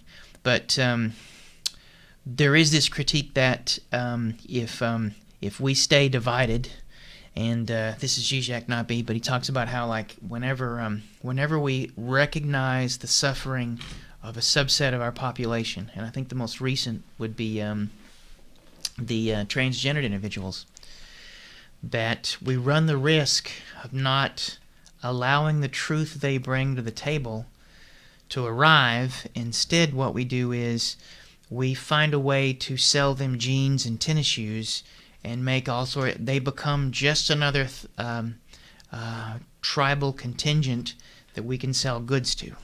And the goal is that they become a market share instead of a force for change. So. No, and it seems like it's economics, but also the politics of things at the time when you're using the market, the Marxist reference, that it is sort of that entire nation was dealing with that, and based on that philosophy or that ideology that had both politics and economics and people's well-being and the differences in class. I got a lot of class. You've hung on me, right? You'd realize I got class. Man, do you have class? I got class. I said that actually, in about an hour, I got class. No, it's funny because we also, you and I would talk once, about there's this guy Jordan Peterson. You're a big fan. You got a tattoo. Yeah. And, I'm not going to tell you where. I'm not going to tell anybody where it is, but he can make it dance. Okay. And but you got. Yes, we have talked about Jordan Peterson. Yes. And he represents sort of a response to this in a way. If Zizek's response comes from the left, Peterson's comes from the right, and his idea seems to be that there is and it's at the most conservative thought is the idea that there are some core beliefs, some things that are inherent to Western civilization or civilization in general, and those need to be held on to firmly, and they are often we run the risk of losing them. So for Peterson, it's individuality. It's personal responsibility. Yep. And so, as opposed, he would espouse that as the thing that we need and the thing that is missing, and that the further we move away from those sorts of things, from central myths, Christianity and things like that, they all anchor us and tether us, and that he's very skeptical of any notion of progress. Right. Because he often, his criticism with Marx, he had a debate with Zizek. It wasn't really much of a debate, really. I guess it was a debate. But he kept, his thought was that the folks who dare to create change in the way Marx was advocating don't really know what they're thinking. They run the risk of losing something central and important, and then something bad is going to happen. So, Peterson's battle cry is clean your room. Right. Yeah, he wrote the 12-step of that. I'm sorry, blocking on the title right now, but it's one of his latest books.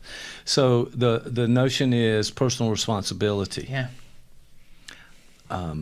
really. I'm not very good at that. I was going to say, not really that, my but forte. what I was going to Not my say was forte. that it's a nice idea to take that personal responsibility and clean up your own room, clean up your own house, make sure your thoughts and your progression, as opposed to progressives in larger sense, but the individual here's a progressive critique of that, though.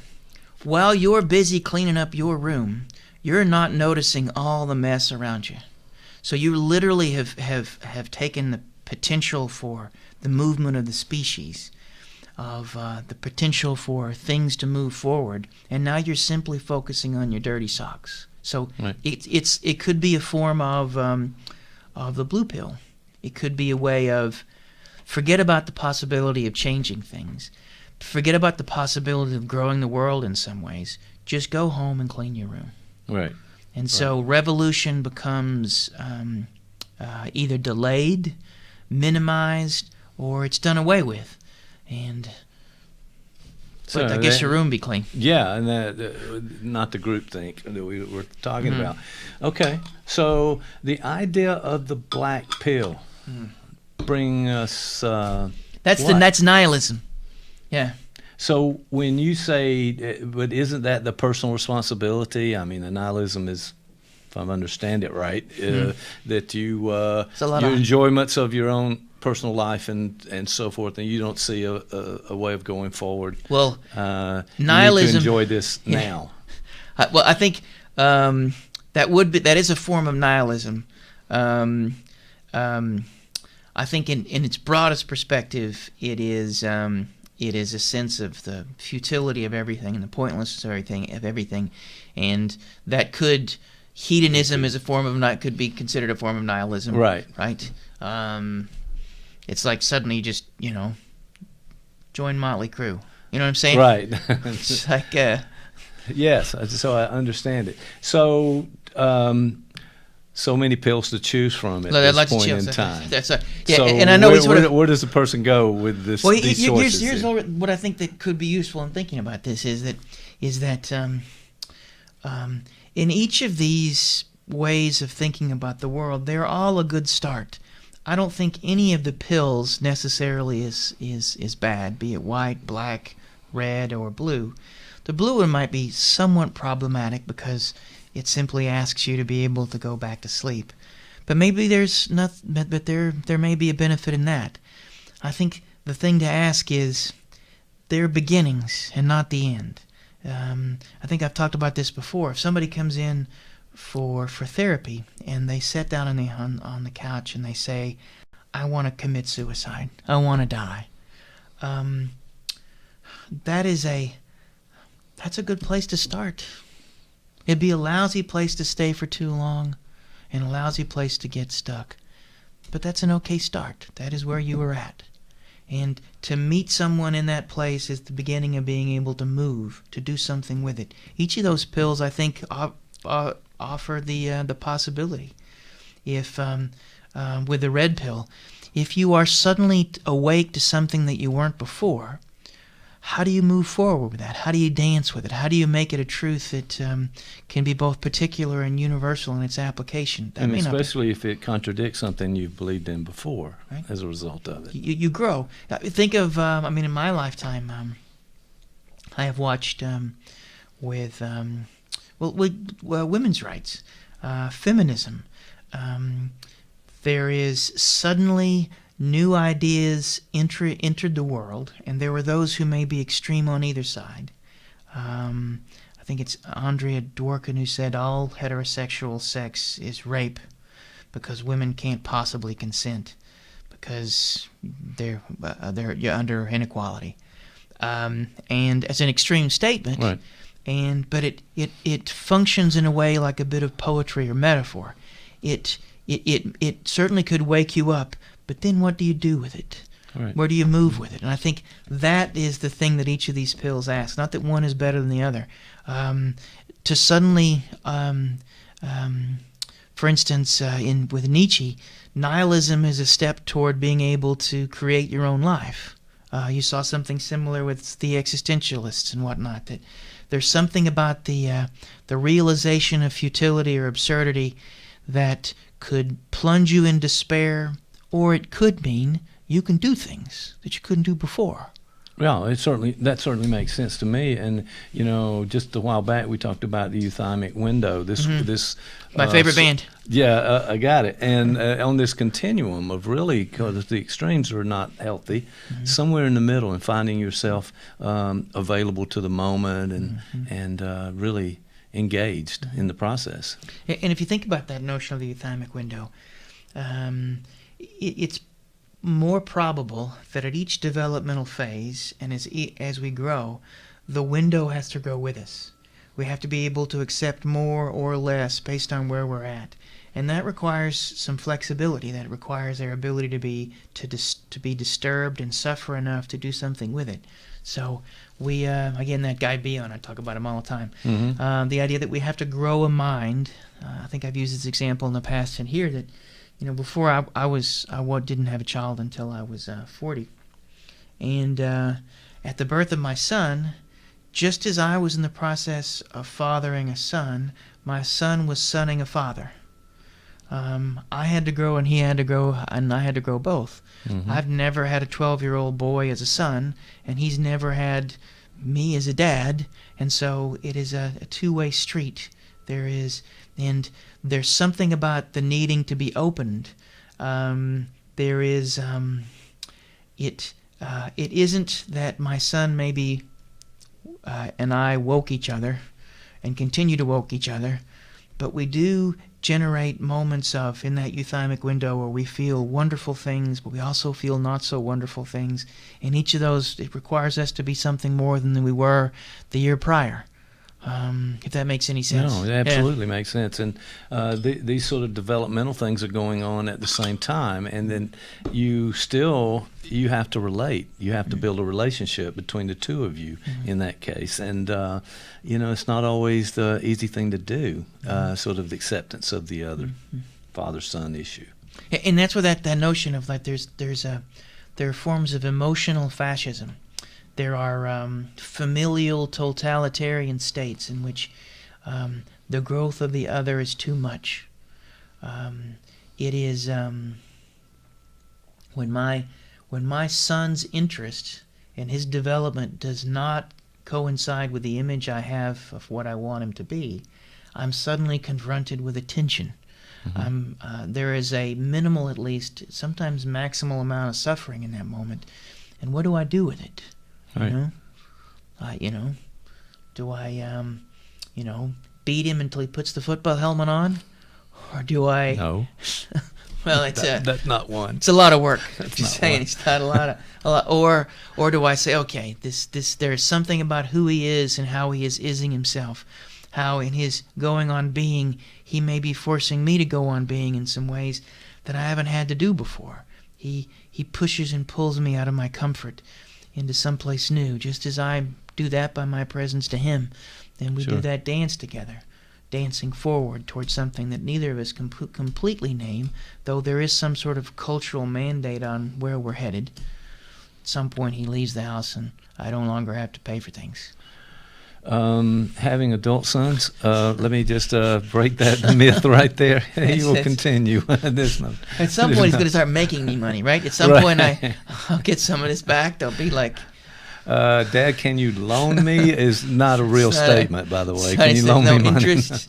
There's no interest. There's no principal either. So yeah, well, I never had those. I don't have principles. Well.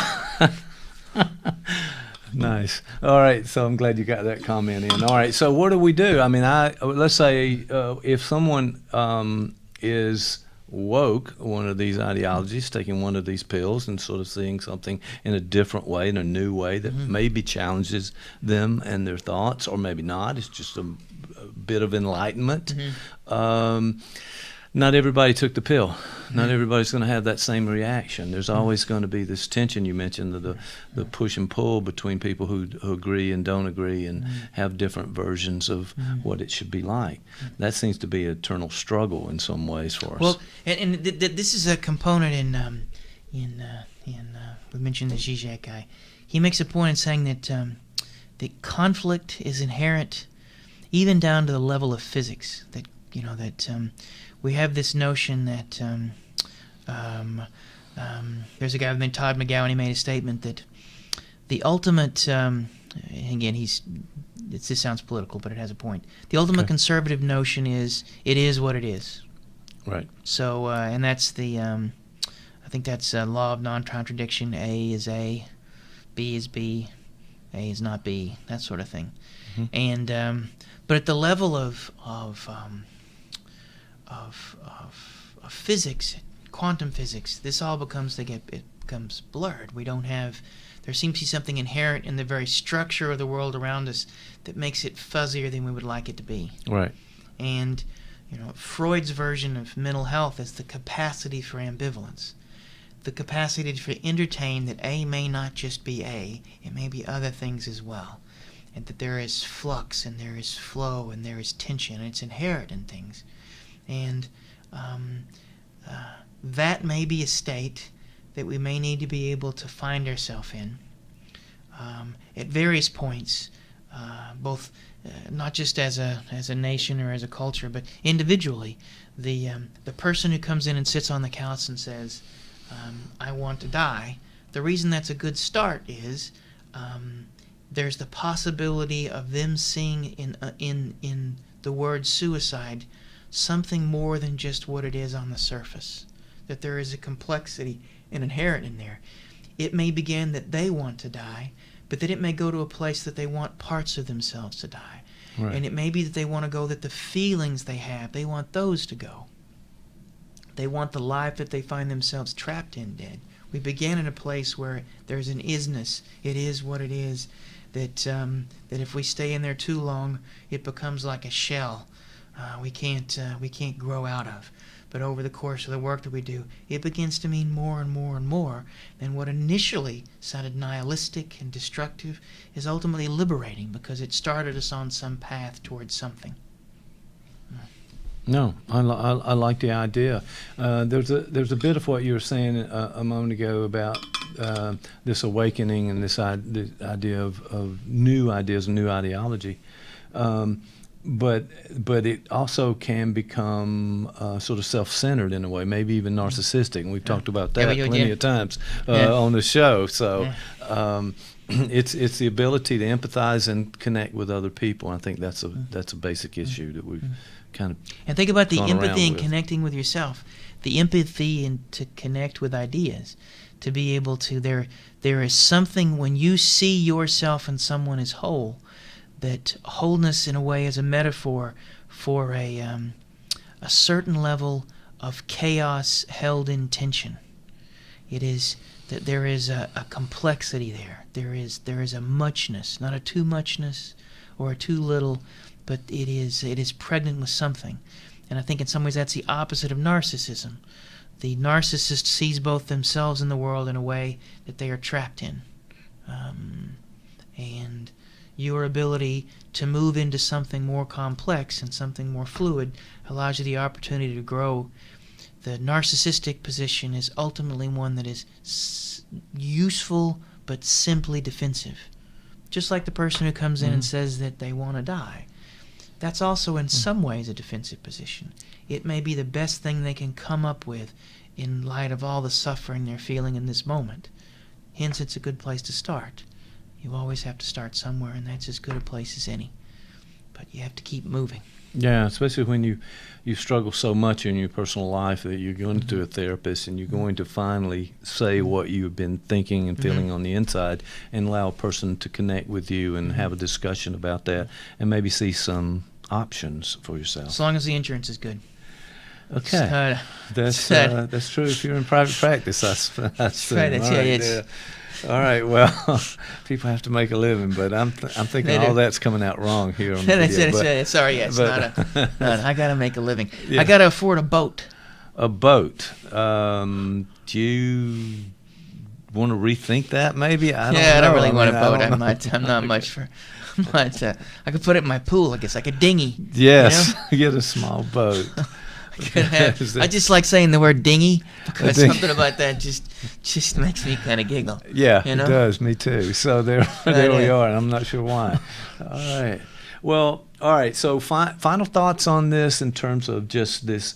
You started out talking about the black pill. You talked about the blue and the red pill, and even the white pill. The white pill. That'd be religion or some sort of faith. But it almost seems that there could be. I don't know, an infinite number of these pills, depending on the particular ideology or awakening or enlightenment that a person may have. Well, maybe the takeaway is this, is that regardless of the pill, all of those pills might be a good start. But if they offer the possibility of some sort of permanent change, if they offer a solution with a capital S, then to be wary of them. That they are... they're potentially a trap, and that there is, just as another part of the reason why I use my example of my son is that it's a place in my life that I can truly feel I'm growing whether I want to or not. Mm-hmm. He's about to be a teenager. Mm-hmm. I thought the level of sarcasm was high before. We've reached just wait level 5. It's 5. And I find myself DEFCON. That's right. I find myself. I don't think I've had this many murderous thoughts in my entire. It's like you just. But all of that discomfort, he moves me out of that euthymic window into some place that I have the potential to be able to grow. Just as I move him. In those moments of tension and the dance between us, we move. And my guess is any of these pills, if we're not careful, there's a term that, since we're hanging on Zizek, tarry with the negative. And the idea is that you have to find a way to dance with these things. It comes from the philosopher Hegel in a sort of vulgar way or a oversimplified way of looking at what Hegel called dialectics is that there's a thesis and then an antithesis, and then there is a synthesis, a combination of those two things. So somehow, if you say I want vanilla, and then somebody says no, I want chocolate, then you come up with Neapolitan ice cream. Is that what it is? Yeah, that's what it is. Close. Okay, yeah. But that's the third one. Yeah, the vanilla, the chocolate, and the strawberry, I think. Is that Neapolitan? Okay. Yes. That's Neapolitan. For the record, yes. Okay, I don't know my ice creams. It just seems wrong. It's wrong all the way. You keep your chocolate, your ice cream separate. But a more truthful form of that, or a more useful form, is not just some simple synthesis, but there is movement. There is both can be maintained in some sort of dialectical tension, or in the movement from one to the other. Someone says you want vanilla, they say they want chocolate, and you suddenly discover strawberry. There is the possibility of, and there's something about that dance and that tension that is necessary. And most fascist ideologies, most attempts at a quick fix ruin the possibility, if you're not careful, of the sort of movement you need and to continually grow. That would be one of my criticisms of some of the way research on happiness has been, or even some of the positive psychology stuff. If you're not careful, it runs the risk of ironing over an inherent tension that is necessary for us to continue to move forward in the ways that we need to. Yeah, that tension is all. Sometimes that's all we can see, all we can focus on. And it comes to this idea of knowing yourself. We talked about this in different ways, but knowing yourself and being a critical thinker. Mm-hmm. And I'm very good at being a critical thinker. Critical thinker. But really surveying the ideas and making some choices about things, and also being empathic and the use of empathy for others, and connecting with the larger group. So, I mean, that's quite a bit of skill that a person has to have in order to make these woke moments really work and move forward. It's a good thing that I am so skilled. It's a good thing that I am a god among men, or a salad dressing among steak sauce, or trying trying to work some sort of. This has to be the wind down of the show because I'm not understanding anything at this point. I think I've missed. I did say I got up at 4:00, and I didn't get a lot of sleep last night. Right. Sorry to hear that. Well, I can't tell you why. Uh-oh.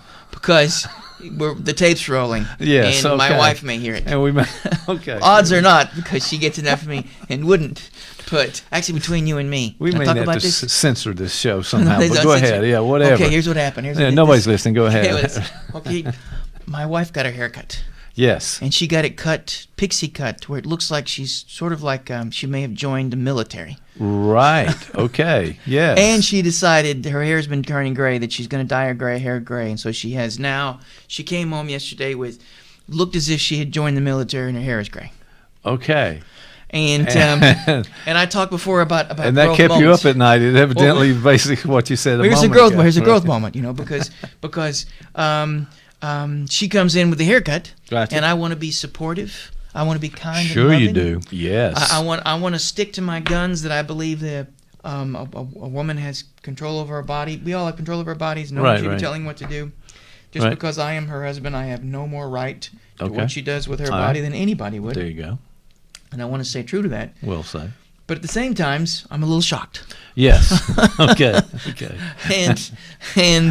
And there is a roiling tension. I don't know what to do with this, because I want to stay true to those values, but at the same time, I'm a little taken aback. And sometimes the facial expression, you may not be able to hold it, or the words that you say, or maybe, but it's kind of a vibe that can be picked up on. You got to be careful there. Really, that was a nonverbal. Does that count as a nonverbal? That's a nonverbal. It's a nonverbal. Not one I thought we'd talk about, but it is. It is. It is. And so I did what I was. It was sort of a fight or flight or freeze. Right. And that's sort of a freeze kind of thing. Right. And so that sort of kept. Well, it's at that moment where you have to think more about how you're going to approach this if you're going to enter in a conversation about this at all. Mm-hmm. So there is that choice. Well, see, and there's a famous saying by it's a Wagner saying from Richard Wagner that what is it? You are healed by the spear that smote you, right? So what that means is that in that moment of suffering, in that moment that I am struggling, there's something that I'm supposed to know about myself and her and the world. There's a place of growth, right? Right. But unfortunately, all it did was keep me up last night. That's it. But see, that's why I couldn't. And so I finally just said, I'm going to get up and do things. Yeah, get some things going. But but I could have used the pill. It does sound like there might be a pill involved. It does sound like you really need to think through this in terms of maybe having that conversation about it. And you have a right to express yourself. On the other hand, you're married, and you have to put that into perspective just a little. Well, I don't know what to do. I thought about this is one of my solution, and this really is not what we call a solution. This actually is a form of maybe the blue pill. Right. I thought about just taking my contact lenses out and keep them out on weekend. Right. I'm not joking. This really was, as I'm laying in bed at night, I think to myself. Yeah, well, you had plenty of time. You weren't sleeping, but yes. I could take the contact lenses out, and then I could just delay this. So how does that sound? That doesn't sound good at all. And in my experience, the delaying of things mean that thing is going to come out on its own at some point, like a volcano explosion. Yeah, it's like, and you're going to say all the wrong things at the wrong time. I could have, if it make matters worse, and this actually happened, we have a pool, and it's one of those little plastic pools that you buy for $25, but it's still a pool. We have a pool, and I go downstairs, and I'm looking out the window, and just out of the glance, I say, "Who the heck's cleaning our pool?" And it was my wife, but I didn't recognize her. Okay. So I'm like, "Holy cow! This is like, what do I?" What do I do with this? Who is this person in my house? Oh, yes. So, it's not. That may not be a conversation opener either. So it's not it's not. I'll have to come up with some way. the marital therapists talk about acceptance and this idea of accepting the other. So maybe it's something you can work on between now and the next time you see her, which is about 10 minutes from now. Here's another thing I'm going to start. How about, can I start the conversation? Are you trying to kill me? Is that a good start? Is this no? It's not a good start. Not a passive, but an actively aggressive attempt to destroy my soul? Can I start there? As you said, it may not all be about you in this thing. So, maybe I'm just keep an open mind about that, and enjoy the moment. I'll try to find a way. I will take that spear that smote me. Yes. And I will plunge it into that wound, and hopefully something good will come out of it. Sounds like a lot of death, and it's headed in your direction. So it is. So hopefully she also. The odds of her ever seeing this, unless of course you sent it to her. Really. As a matter of fact, this is going straight to her inbox, and let her decide this. And consider this an intervention. So the best we can do. Yeah. All right, man. That's great. And listen, I have to say, I appreciate the conversation today, but also good luck to you in the moments and minutes and hours to come. Yeah, that's right. I said, it was a shingle week. Lots of shingles. Emotional shingles. Thank you a lot. I'll see you next time.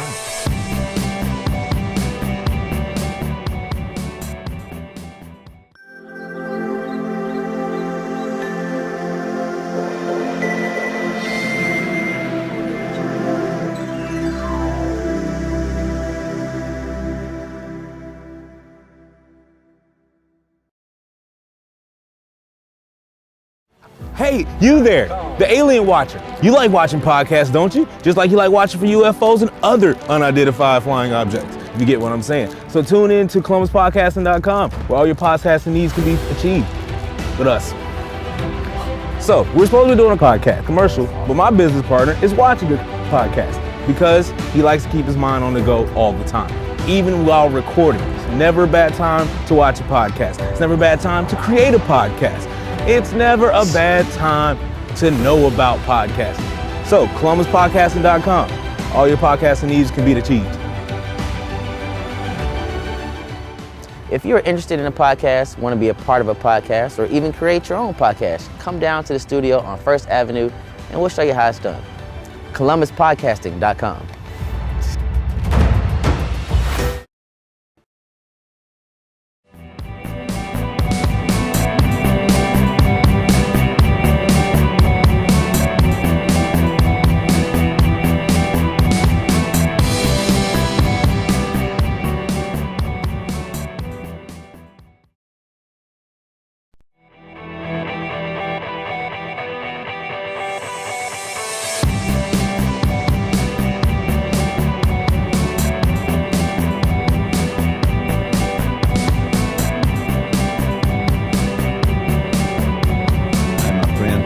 Doing? What's going on? Tell me about it. I like your shirt. Yeah, I just got back from the gym, and this was so I don't smell good, and I'm But what's that Bob Dylan lyric? I was listening to a Bob Dylan song. He says, "My shirt's tight with sweat, but not as tight as a corner I've painted myself in." Wow. So that's what he said. It's kind of deep. It is. It is. That's right. He's got a lot of lyrics. And then one of the lyrics, what I like, he said, "You're gonna need me, honey. You can't make love all by yourself." Okay. I thought that was a good one too. That's pretty blunt, straight out there. It was, yeah. Well, it's good to see you, and I know it's been a little while, so let's figure out what's on your mind. Post Tarantino. Come on. Post. That was the last time this we talked is about. Post Tarantino. Now, I did send you some additional materials that maybe we didn't touch on some of the things. Well, I think you may want to look at those, but I actually I didn't. Okay, but that's all right. Well, I didn't figure we were going to recap or anything, but I was thinking. But it was the Atlantic. Those guys. In fact, I wonder if I've actually seen that article. I may have because the Atlantic sends me things through the Facebooks. Okay. Well, she's a pretty good writer. I mean, they compared her to Hitchens and some other people. I'm not sure she's at that level, but she's done some pretty good work just looking down the list of her articles. This one, I think, captured some of the psychological issues that we were starting to touch on, maybe expanded a few things. This is Tommy Lauren? No. That's just. Oh, that's another. Yeah. I'm sorry. There are times when Dana Stevens. Those references go ping, Yeah, over the top. yeah. But that's good, man. Maybe we'll do another recap. But I'll tell you what, why don't we just plan at one point to go back and look at our recent episodes and do I wished I would have said. Yeah, there are actually a lot of things I wish I wouldn't have said. Well, I have a lot of regrets. In your case, no, what you did say we should have taken out and edited, but just to kind of comment on what we've done so far in this. All right, so let's get to it. Well, a couple of things, because this would be potpourri, because there was something you brought up, this Ocean of Confirmation, and also when we leave here, I'm going to be seeing a horror film. Yes. Okay. And the horror film is, and so there's we could talk a bit about just the nature, the psychological utility of the horror film, because you had said your wife had said, why would you possibly go and watch a horror movie? Yes. No, but not only her though, but I know members of the family out and groups. Why would you possibly? Well, what do you think that is? We avoid horror movies at all costs. Why is that? Why do they avoid horror movies? What do you think that is? I think it's something deep and psychological and scary. Really? And let's try to stay away. Maybe I don't know. I'm guessing it is, but the idea that we stay away from scary things. There's enough scary things in the world. Why would we intentionally? That's right. Yeah. Why intentionally? Go toward that? Right. Well, so that would then why would someone want a horror movie? Some people choose to see them, and right now the horror genre is sort of ascendant. There are, they're big name. They are. But why would someone want to go see a horror movie? I'd like to turn that question back on you. Why would someone want to go see a horror movie? I mean, I'm sure you don't ask the question around here unless you already have an answer pretty close by. So I do have, let's go with that. There are a couple ways to think about this, because we talked before about the right now the cutting edge of the field is with where it dovetails with neuroscience. Right. And one of the ways to think about any of the things that we do art-wise is we can see them through that lens. And there's this notion of the euthymic window. We've talked about that before. Yes. And that is that there is this there is a window with an upper limit and lower limit, and that we attempt to be able to maintain a homeostasis, and that we attempt to be able to remain within that window. And some people's windows are narrower and lower. So when you talk about folks who don't like horror films, the upper register of their euthymic window may be a bit lower than those who do. And so when we get on a roller coaster, for instance, we want to be at the upper level of that euthymic window. So we take that homeostasis and we tilt it in this direction. So we give ourselves a safe and calculated thrill that just verges on trauma, but it doesn't. Right. So it's up in that limit. Just like we watch like some people would say, why would you want to watch Old Yeller, right? Right. Because, and that's the bottom end of the euthymic window. That is sadness. Like, why watch a movie where, like, everybody dies of cancer, and then the kid, their dog gets hit by a car. But people do that, right? They do it. They do. So in some ways, the weeper, the romantic tragedy, is the opposite end of the euthymic window, bottom end, where the horror film is on the upper.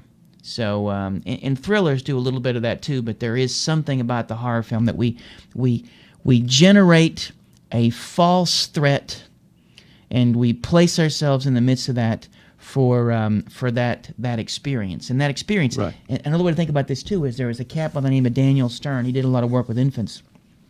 He talks about vitality affects. Okay. And that, if you ever notice, like, if you have a baby, ever seen one of them babies? Yes, couple at the house there for a number of years. So I had one of them too. It was like, oh, and at one point I was like, scary. Another speaking of horror film. That's right. Our own personal horror film right there. And I'm convinced that if anybody, when we were about to have a kid, everybody's like, oh, it's great, you're going to love this baby thing. Wait till you have Nobody tells me. And then those same people, I'm like, I haven't slept in 6 months. Right.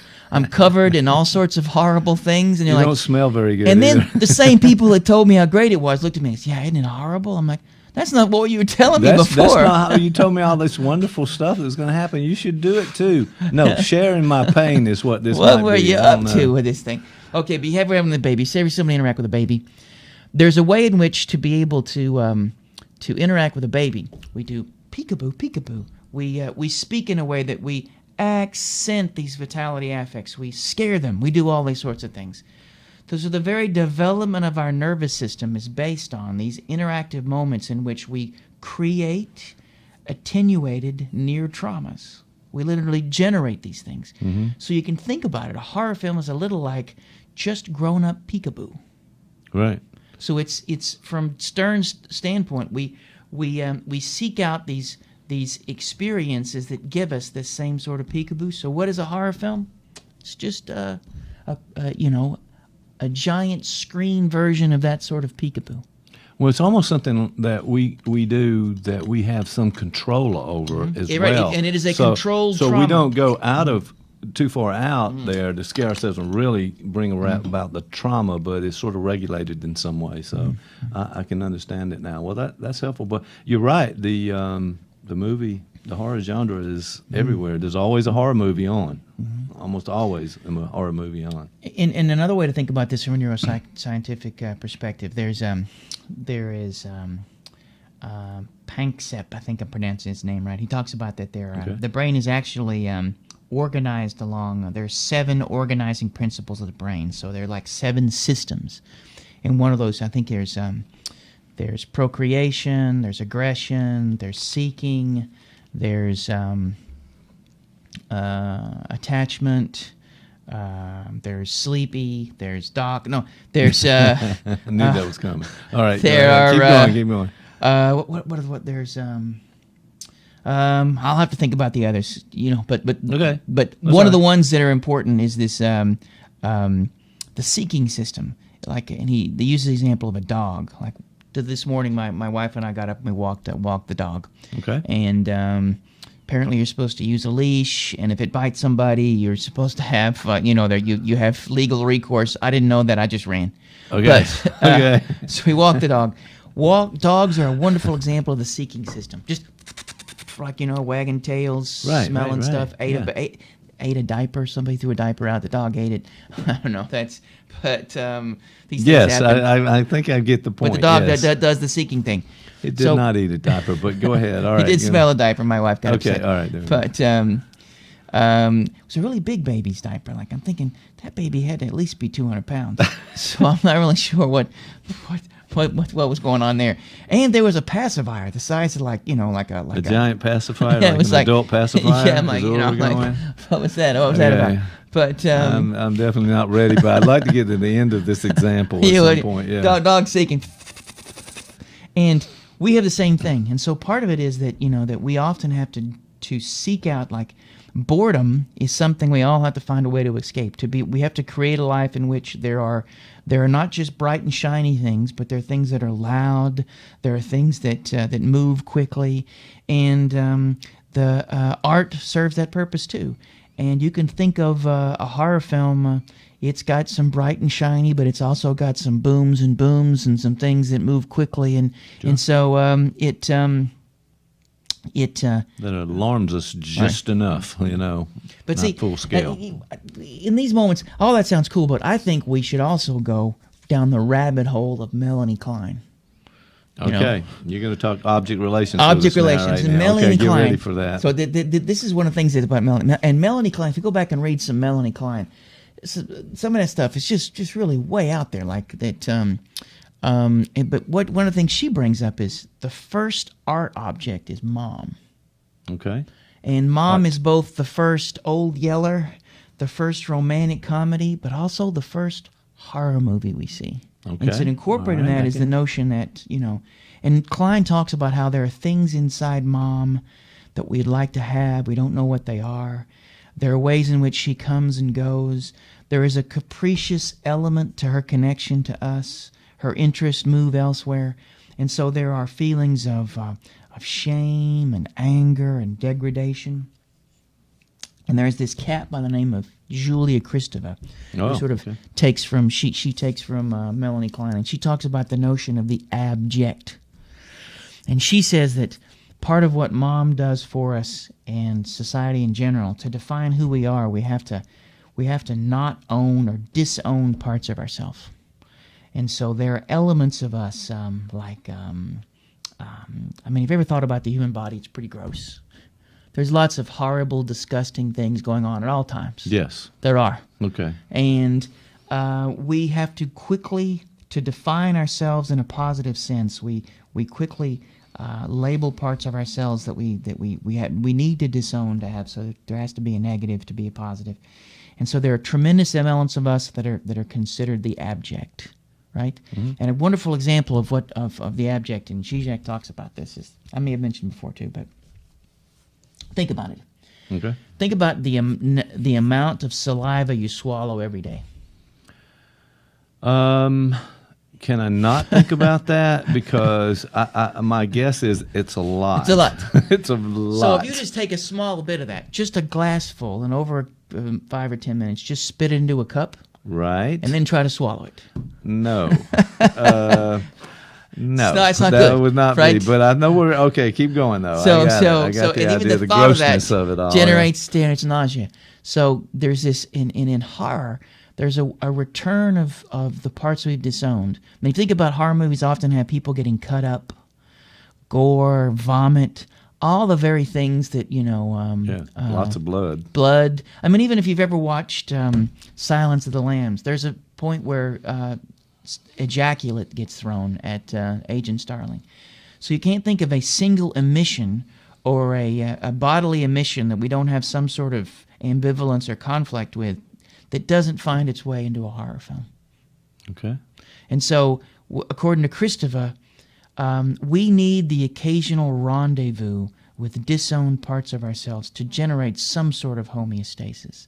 So it's like we watch horror films in some ways to become reacquainted, at least temporarily, with parts of ourselves that we know but we don't own. Right? Right. And there's a whole genre, and it's really taken off, of the body horror, where, Alien is a wonderful example of early body horror. Right. I don't know if you've seen that movie, that Alien movie. I think where I the have. thing goes, bursting out of the person, yes, and running across the room. That's a wonderful example, and Kristeva even talks about that. That this is an example of the abject, something inside of us, and she draws a connection between all sorts of things, even sexuality. There's a way in which we are.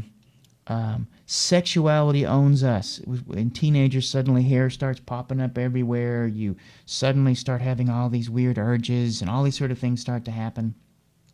That's a little like the alien that popped out of that guy's chest. Mm-hmm. There are parts of us that just go boom, right? Right. And Kristeva talks about lifelong too. It continues as you get into a later age. I understand. And when you start getting older, and then the body horror is real, right? Yes, unfortunately, as we get a little older, yes, right, there are a lot of those things coming back. Yeah, you got like things start to sag. Hair starts to grow in different places. It does. Yeah, it's exactly. Like you wake up and you've got like these things happen. Another film that sort of that really connects with this notion of the abject. Ever see that movie? Not the original black and white one, but the John Carpenter The Thing movie. Yes, of course. And remember, it's like all about bodies that turn themselves inside out. There's even a scene where they're doing the coding. What do you call it, with the defibrillator thing? Right. And suddenly the guy's chest, he goes into the guy's chest, and the guy's chest grows teeth, and then bites off his hands. Yes. Remember that scene? Spoiler alert, I guess, for some of that happens. And then the guy movie. Stands up and he's got blood squirting out of these stumps. Right. So in that single nice moment, special effects, but it was. That's the only way I can get through it is consider it to not be real. But notice, so effects. You have to generate enough distance. So you move. Your ego quickly does its thing and draws a line in the sand. Right. But even in the act of doing that, there's something that could be considered healthy, that you are exercising your ego and your capacity for drawing a line in the sand and generating a boundary between you and the rest of the planet. And that movie allows you a chance to do that. Mm-hmm. It allows you a chance to play with those sorts of moments. And embedded in both Aliens and The Thing are a relationship with our body that we're not completely conscious of. Right, and it's operating, and then so when we watch these horror movies, that we're reaching that upper limit of the dysthymic window you're talking about, and it's okay for us because it helps us regulate the real horrors that are out there that we face at times. And the more you can expand your euthymic window, if we think back to Freud, that we define mental health as the capacity to love, work, and play. Well, those who have a very narrow euthymic window, and I don't know any studies in this, but folks who are really, really, really upset by horror movies, we may find that may be a constricted euthymic window due to developmental trauma, for instance. Right? It's suddenly restricted by the life experience or the trauma that a person has already experienced early on in their life. And one of the key elements of effective therapy in many ways is it's either in vivo or guided exposure.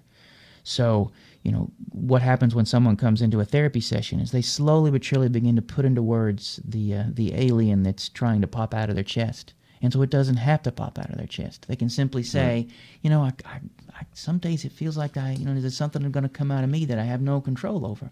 Right. Boom. And that euthymic window expands. Their capacity for self-regulation, their capacity for the modulation of their inner states. Right. Okay. And so you can think about, it's almost like growth in that area. The more you're exposed it's okay and you can kind of manage it and regulate it, then you can take on more of that as you need. If you don't expand that, you're going to be frightened and scared and probably have difficulties with lots of things in the world. Yeah, in some ways, as opposed to a spectator of a horror film, you may find yourself in the middle of it, even after you leave the theater. And, there's lots of talk in this notion of locus of control. Right. And individuals who have externalized their locus of control, they're often in a horror movie. There are all these ways in which we are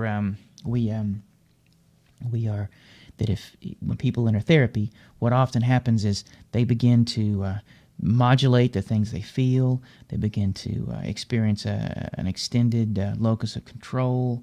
That euthymic window broadens. These are all things that can happen that you can work towards. Right? But yeah, and I was thinking, we mentioned the family members and somebody who would never see these horror movies.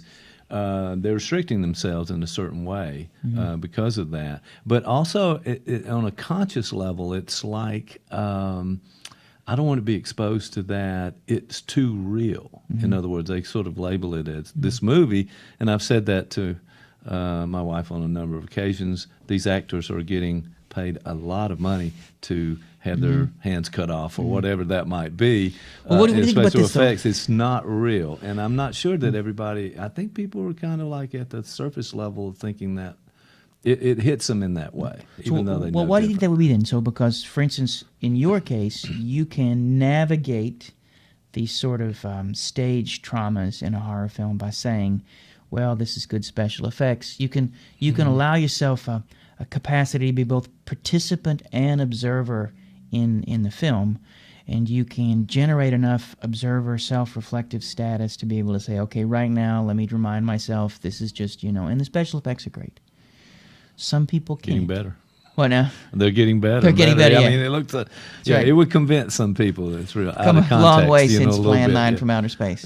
But but others don't seem to have that capacity. Well, what do you think about that? Why would I don't know. I'm almost thinking that it's some defense mechanism where we are resistant to exposing ourselves to it. That at some level we're telling ourselves we can't quite manage that, or we don't want to manage it, and therefore it's a protective mechanism that we kind of keep ourselves away from that because what it might turn up in us, and maybe we're a little afraid of that.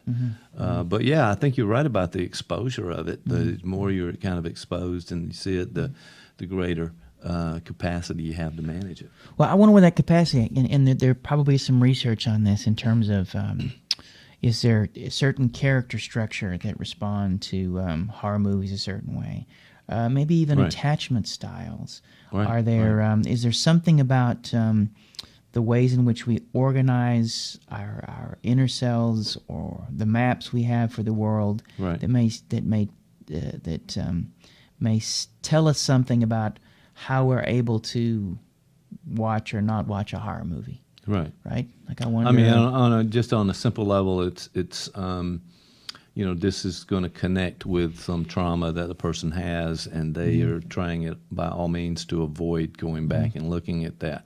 When we know in therapy, that's exactly where we need to go to sort of work through that issue, whatever that trauma might be, and come out on the other side. That idea of the edge, that growth edge. Yes. To be able to come to a place where someone is just at a spot where they are experiencing just enough anxiety, and to help them to be able to regulate that, to modulate it, or to modulate it, hopefully, and to be able to get them through modulation, to be able to move a little further through it. Right. I don't think too many people. I've had people come into therapy and say, they're afraid of flying, or they have some specific phobias. I haven't had anyone come in and say they have a fear of. They want to be able to overcome their horror movie fear, but well, it might be diagnostic to just ask them about horror movies. How many horror movies have you seen? I never go to horror movies or whatever. They might respond to that. It might be kind of fun as a research project, perhaps. But what about you could have the opposite problem? Like, what about someone who is drawn to horror movies? Individuals who are within the psychopathic realm. They often have to chase louder and more intense experiences because that's what they need to feel some sense of life.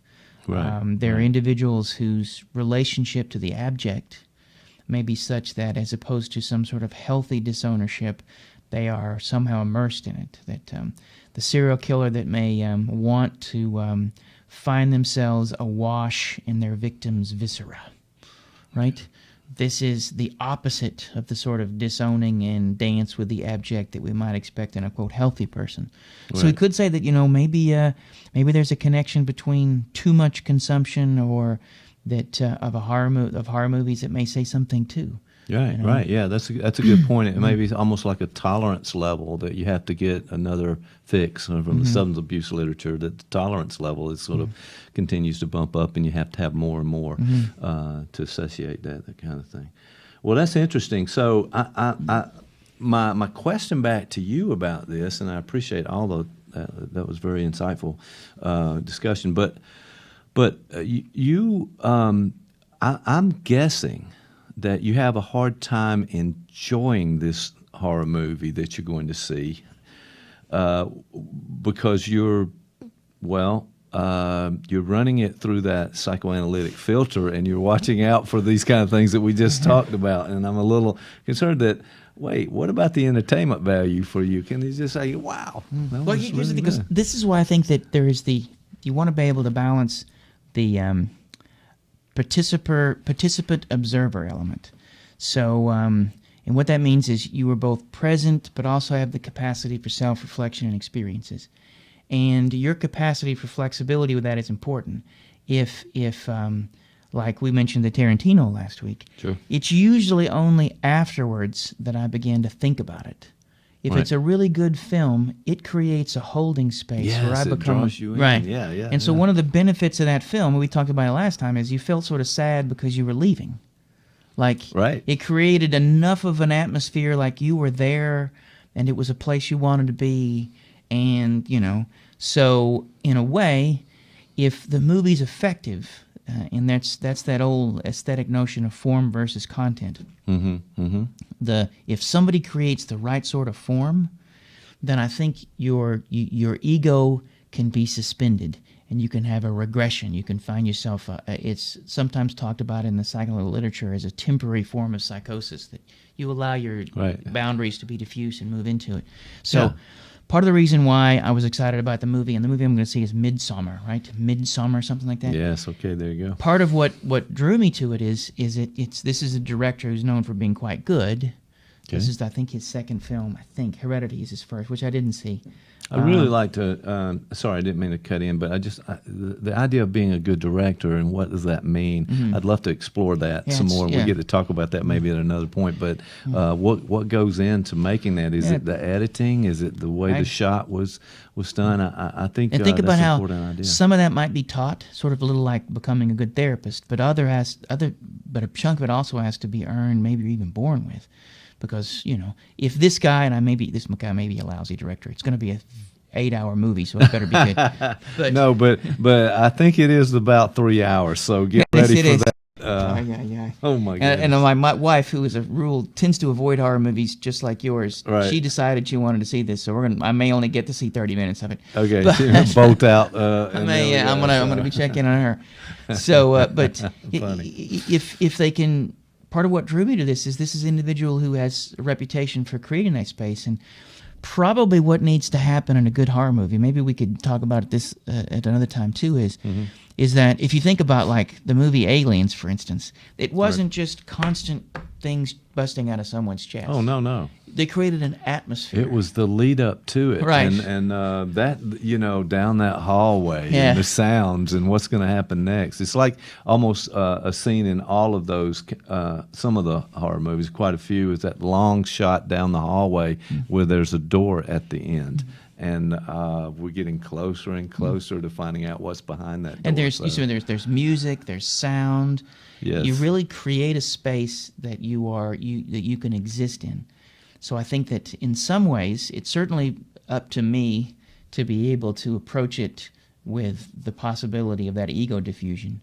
But I'm also going to require a really good horror film, creates a space. And, even a really cheesy horror film creates a space because it gives you that feeling of, staying up late at night watching horror movies when you were a kid, or it offers a different sort of regression. And maybe another thing to talk about sometime is the different forms of horror, because there's body horror films, they're all different kinds, and they all scratch different itches. And this, I think, and again, I've avoided too much information on it because I wanted to be able to approach it with a Sure. But I think it is sort of a slow burner, and it's it's supposed to create sort of this paranoid atmosphere. And if you think about like Rosemary's Baby or Invasion of the Body Snatchers, the different horror films that part of the form that you are walking around in is one of paranoia, one of little edge of fear there that you're moving to something and not really sure. Well, I was thinking there are a couple of questions. One is the idea that I've been in some of those movies where the audience is laughing and really laughing loud and with some realism, but then they're shocked at the same time. So this is a sort of give and take with how people are responding to it. And I wonder what that's about just a little bit, and then the idea that there is this bringing you in, leading you down to this point where, then you see the thing unexpected. So part of it is really going to the movie to not knowing, like you talked about with this, is to be able to just let the movie kind of evolve and you be in that moment and see where it takes you. Well, think about, like we talked about this with the Tarantino film, that think about how he played with form, because we knew the character, we knew the character he killed them by bashing their head repeatedly up against, and in very spoiler alert, but you could probably it's not because Tarantino. Yeah, so it's but it was almost slapstick in a way. Yes. And the way it was edited. The background music, I forget what the music would have been while it was playing, but if instead the form had been different, what if it had been slowed down? The camera took you from the perspective of the individual being killed. What if the music was sinister? You could see where you could create a space where that experience would be experienced very differently. And so there are all these different things that would make a difference for that. Tarantino sort of set that up to be, over the top, comedic, I think that generates a different space. I think, though, that if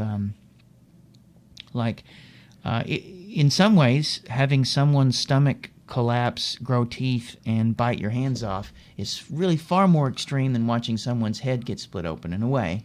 Okay. And there was nothing funny about that. No, how to make those comparisons? They're not. But, yeah. So in a way, I mean, I think that in some ways that goes back to the intent of the director. And, right. I mean, that know, is the issue, is it not? That once you have this palette with music, sound, actors, scenes, setup, and so forth, that you decide as a director, this is what I want the audience to feel. Mm-hmm. This is where I want to take the audience, and I need these types of devices to get the audience there. And that's probably the sign of a good director. I don't know. I think that capacity for generating a space that the viewer can move into. It's a little like what we talk about in therapy, the notion of a holding space. Part of those very important non-specific factors for someone to be effective in therapy is the capacity to be able to hold. And in some ways, there are lots of you create a space someone can move into. And people need, I've done a lot of work with trauma, and particularly when I here in a military town where I work with soldiers, and they would need to come in and begin to put into words some of their war trauma.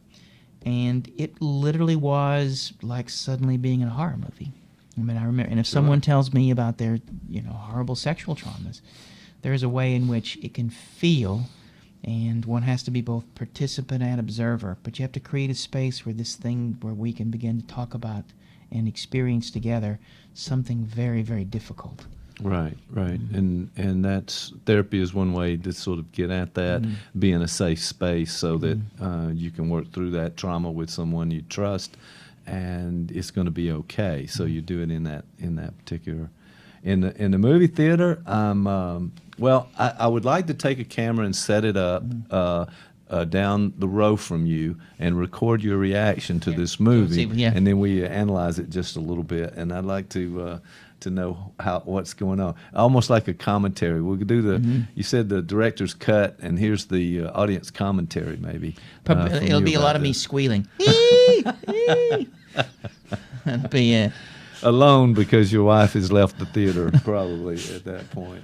Well, this has been a lot of fun. I really it's kind of taken us in a different direction a little bit to talk about these horror movies. But wow, there are so many out there. I think continue to come maybe up. You can see this movie, and next time we could talk about it. Yeah, well, I got you to the Tarantino movie, maybe so there we go. You and Peggy can see this. No. You're a bridge too far. Maybe if you can set aside 12 hours of your day to see this. Yeah, this thing is longer than the Titanic. You might want to bring like an IV because you're going to need to stay hydrated. This thing is, it's. Bring a backpack full catheter. Of here's what you need. Bars. Catheter yourself. No catheter at the. No. That's not where we're going. But yeah, all right. I'll make that effort, and we'll break it down just a little bit more next time. So you mentioned confirmation bias, but it looks like we may have to forego that discussion. We'll do that next time. Why don't we do just a highlight of that, and then we'll explore it more in our next episode. So confirmation bias, what is that? Well, you said it before. It is finding. Literally, as opposed to being open to what's arriving, you literally are simply looking for the things you already know. Right. It's almost as if you filter out the things that fit, and you take those on. And if it doesn't fit with your belief system, this does have a connection with trauma, with horror movies, because the one way to think about the difference there's a tension between assimilation and accommodation. Okay. Right. This goes all the way back to Piaget and the idea that learning, and that with assimilation, our mental maps don't change.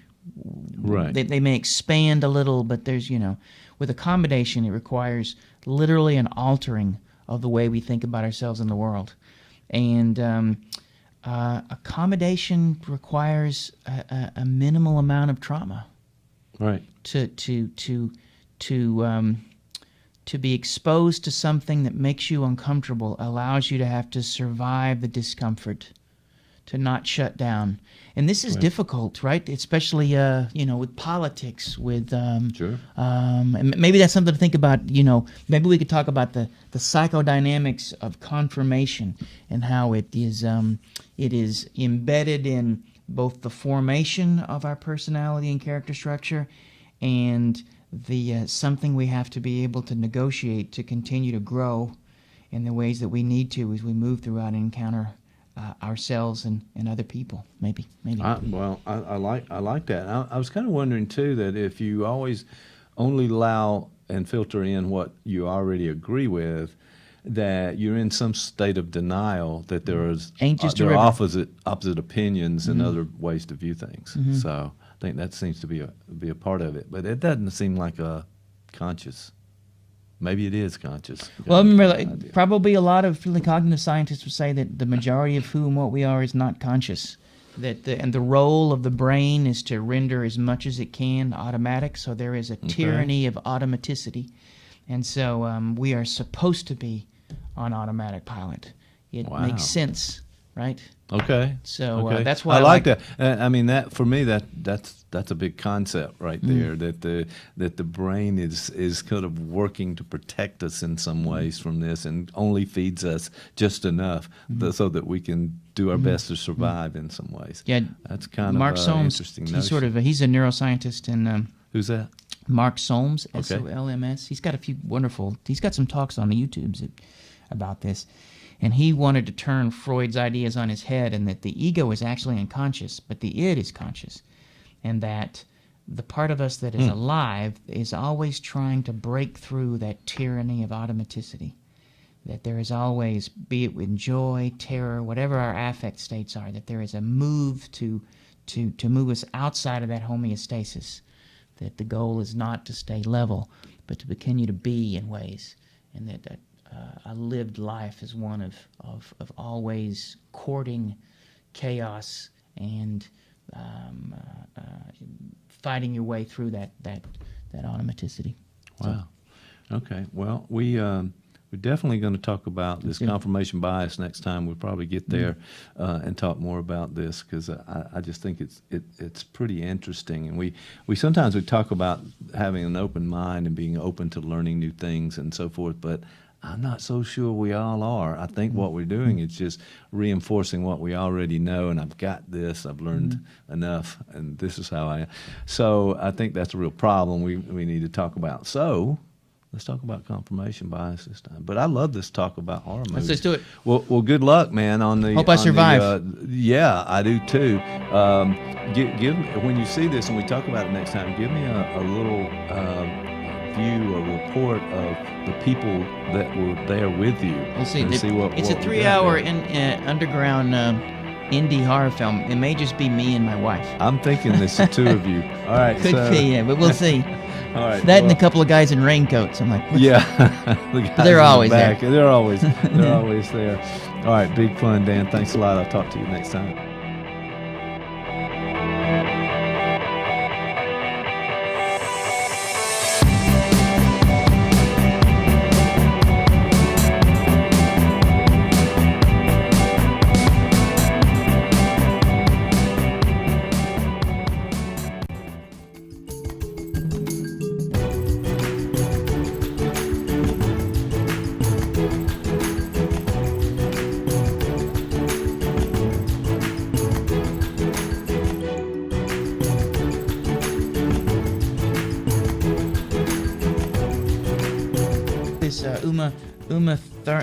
Uma Thurman. She's doing that. She's the little girl with the climate change.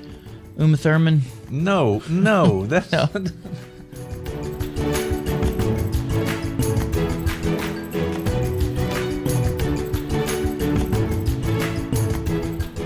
have a story to tell. Columbus Podcasting can tell your story with a world-class video podcast of professional quality. Viewers and listeners can access podcasts anywhere, anytime. ColumbusPodcasting.com. Give us a call today.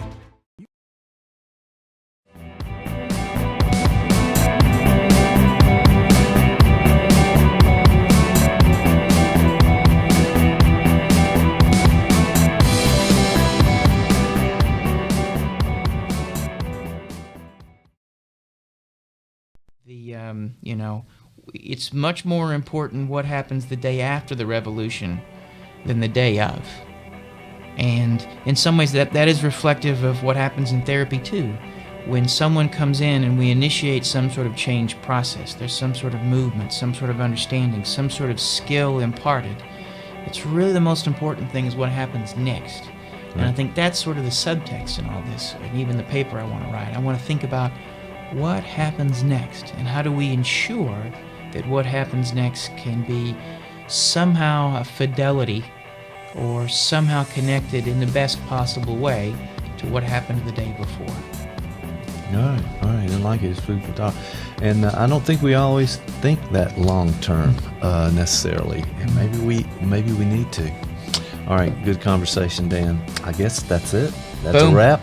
We'll see you next time.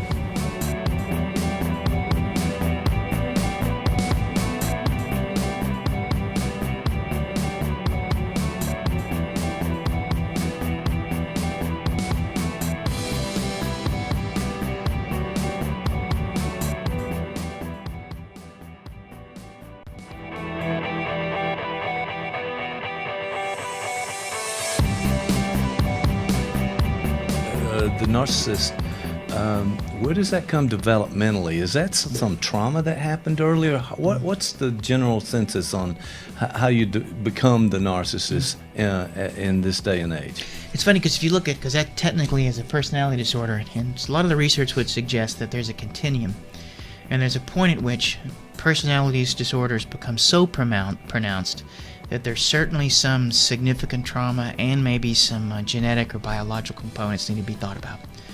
But from Kohut's perspective, narcissism, and even some of the other thinkers in psychoanalytic thought like Kernberg and whatnot, there is some sort of developmental trauma. There is something that the individual didn't get, and you can think of it this way. Narcissism is a solution to a developmental trauma. They have adapted and become the best they could be to be able to navigate and negotiate some very difficult points early in their life, and they get stuck with it. So Freud called it making the best of a bad job. That's kind of what it would be. Mm-hmm. And Kohut would say that all of us began as a reflection in our mother's eye. So we have to find mirrors in our life to reflect back to parts of us that we can begin to own and integrate as self. Okay, so this person is really trying to do the best they can with what they have at this point. On the other hand, back to selfishness, that's a big component of the narcissistic. I have to be the center of attention. Mm-hmm. Everything has to go my way. I won't tolerate anybody else being better. Mm-hmm. I can't accept any help in some ways. And so I think a lot of that is about self sort of just really blown out of proportion, like you talked about the puffer fish, but that's exactly what happens. It goes way beyond what a normal person in a relationship could tolerate if you're the other person, for example. I like what you said that, because if we think about if there's such a thing as healthy, which would be me. Right, got it. Several people, including both my wife and my mom, would disagree. Yeah, there's a long list. I could give you a longer list if you'd like, but that's okay. Everybody knows, fine. But God, He's also like they're going like the best you can. Okay, but there is what I like about Kohut is Kohut says that there is a healthy form of narcissism, that we do have to find ways to aggrandize, to pufferfish at times. And so there is a window of narcissistic behavior that could be acceptable, that would be okay. You don't get stuck. Like you can think if you come home and it's been a long day and your wife says, hey, you forgot to take the trash out again, and now this is the third week in a row the trash is built up. And you suddenly may feel, a sense of I suck, I'm a lousy husband, once again, and maybe there's a lot of things during the day that made you give that feeling. At that moment, you might pufferfish. You might be able to say, and you might do it immediately, or you might find yourself telling your wife how many people today complimented you on your shoes. Right. And all of those anything that sort of move away. But it also generates, and we do that. And one of the things that when I work with mental health professionals, when we talk about narcissism, I often ask them as part of to look for after we talk about this. When they're hanging out with friends, hanging out with family, look at the way the people around them manage narcissistic injury. And if somebody comes and sits down and starts telling everybody about the trip to Greece that they have planned and how great it's going to be, some people will receive that with no problem at all, but you'll see some of them are like, there'll be envy into the room. And you can literally see how a group of people navigate this impingement. And not pathologically. I mean, I guess it's possible if somebody gets a fork in the eye, or if you suddenly call someone a whore and throw a chair, something like that can happen. Right. But never know when things. I call that Thanksgiving in my house. That's what it sounds like. But Thanksgiving, I got it. But you they come back with the idea of I got a better vacation. There you go. Yeah, See, that and that's kind of thing. literally a moment when someone is attempting to moderate and navigate that impingement. And so there are literally, hundreds of impingements that we may incur throughout the day.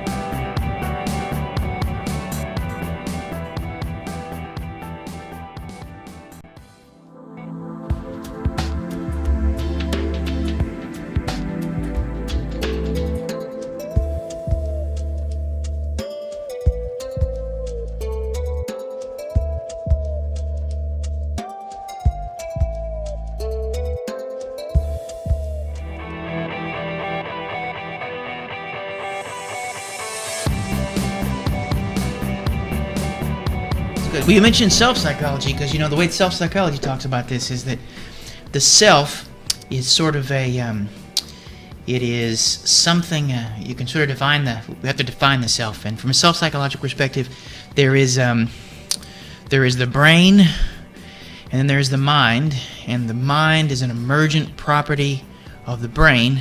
Okay. And the self is a system that it's an emergent property of the mind in context with other selves. So there are sort of layers to this. When you talk about self from a self-psychological perspective, it is in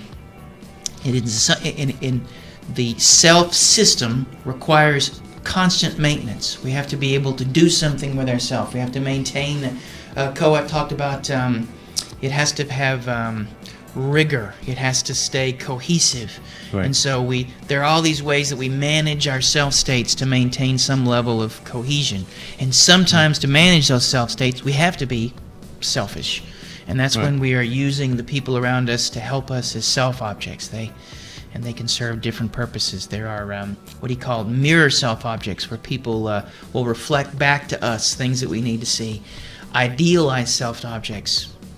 People we have to look up to. They need to be ideals that we move toward. Twinship, where we can see that we have a lot in common. There are a couple of others too, but these are all ways in which we can sort of make use of the people around us to maintain some form of self-cohesion, to feel, and cohesion can be defined as a sense of who you are across time. Okay. Right. Some consistency of who we are. So we wake up in the morning, we know about our history, who we were before. We can feel, and that throughout the day we're often generated what are known as not me states. Parts of us that are parts of us, but we're, Lacan would call them extimate. They are part of us, but they feel external or they feel alien to who we are. And so those also have to be managed. And they're often managed through projection or projective introjection, you don't want to acknowledge some of your own anger, instead you'll see it in the eyes of someone else. And that's a way of also managing this self-systemness.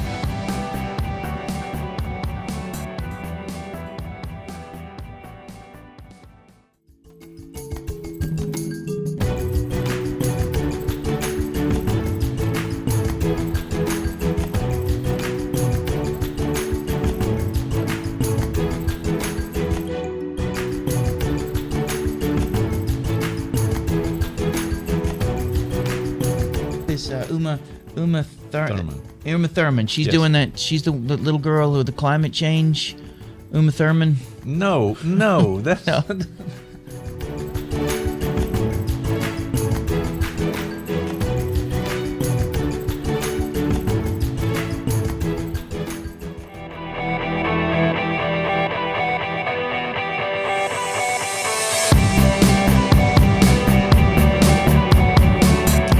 Chance, good to see you. How are you, my friend? What's going on with you Friday. today? It's Friday. That's what's good. That's good. I like Friday. Fridays. Fridays are Something good. about Fridays. Like, we've concluded the week, we've finished our work, That's right, and yes. now whatever we want to do. And right? some amount of freedom. And I have 2 days that if I want to do like intense psychedelics, I can go up and then.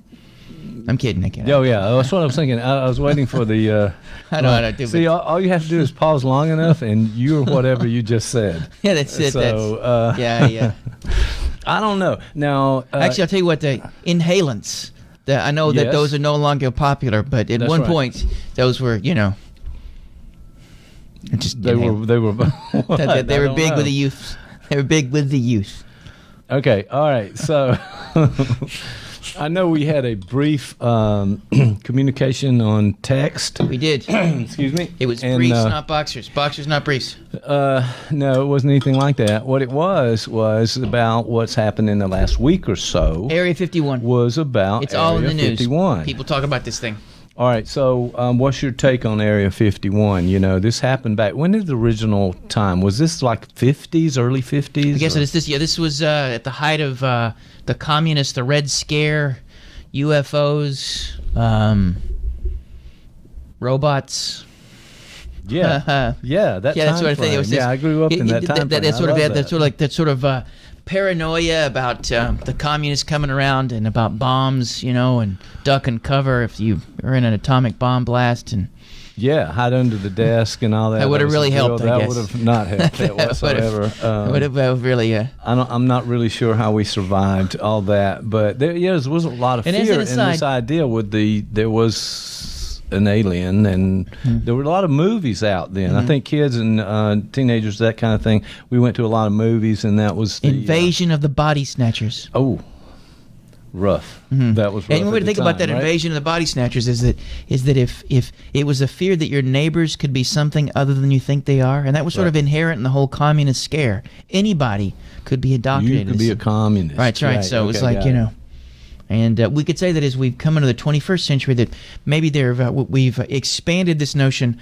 Not only could your neighbors be a communist and you not know it, you could be a communist and you not know it. So horror has become an identity kind of horror. It's kind of it's gone deeper.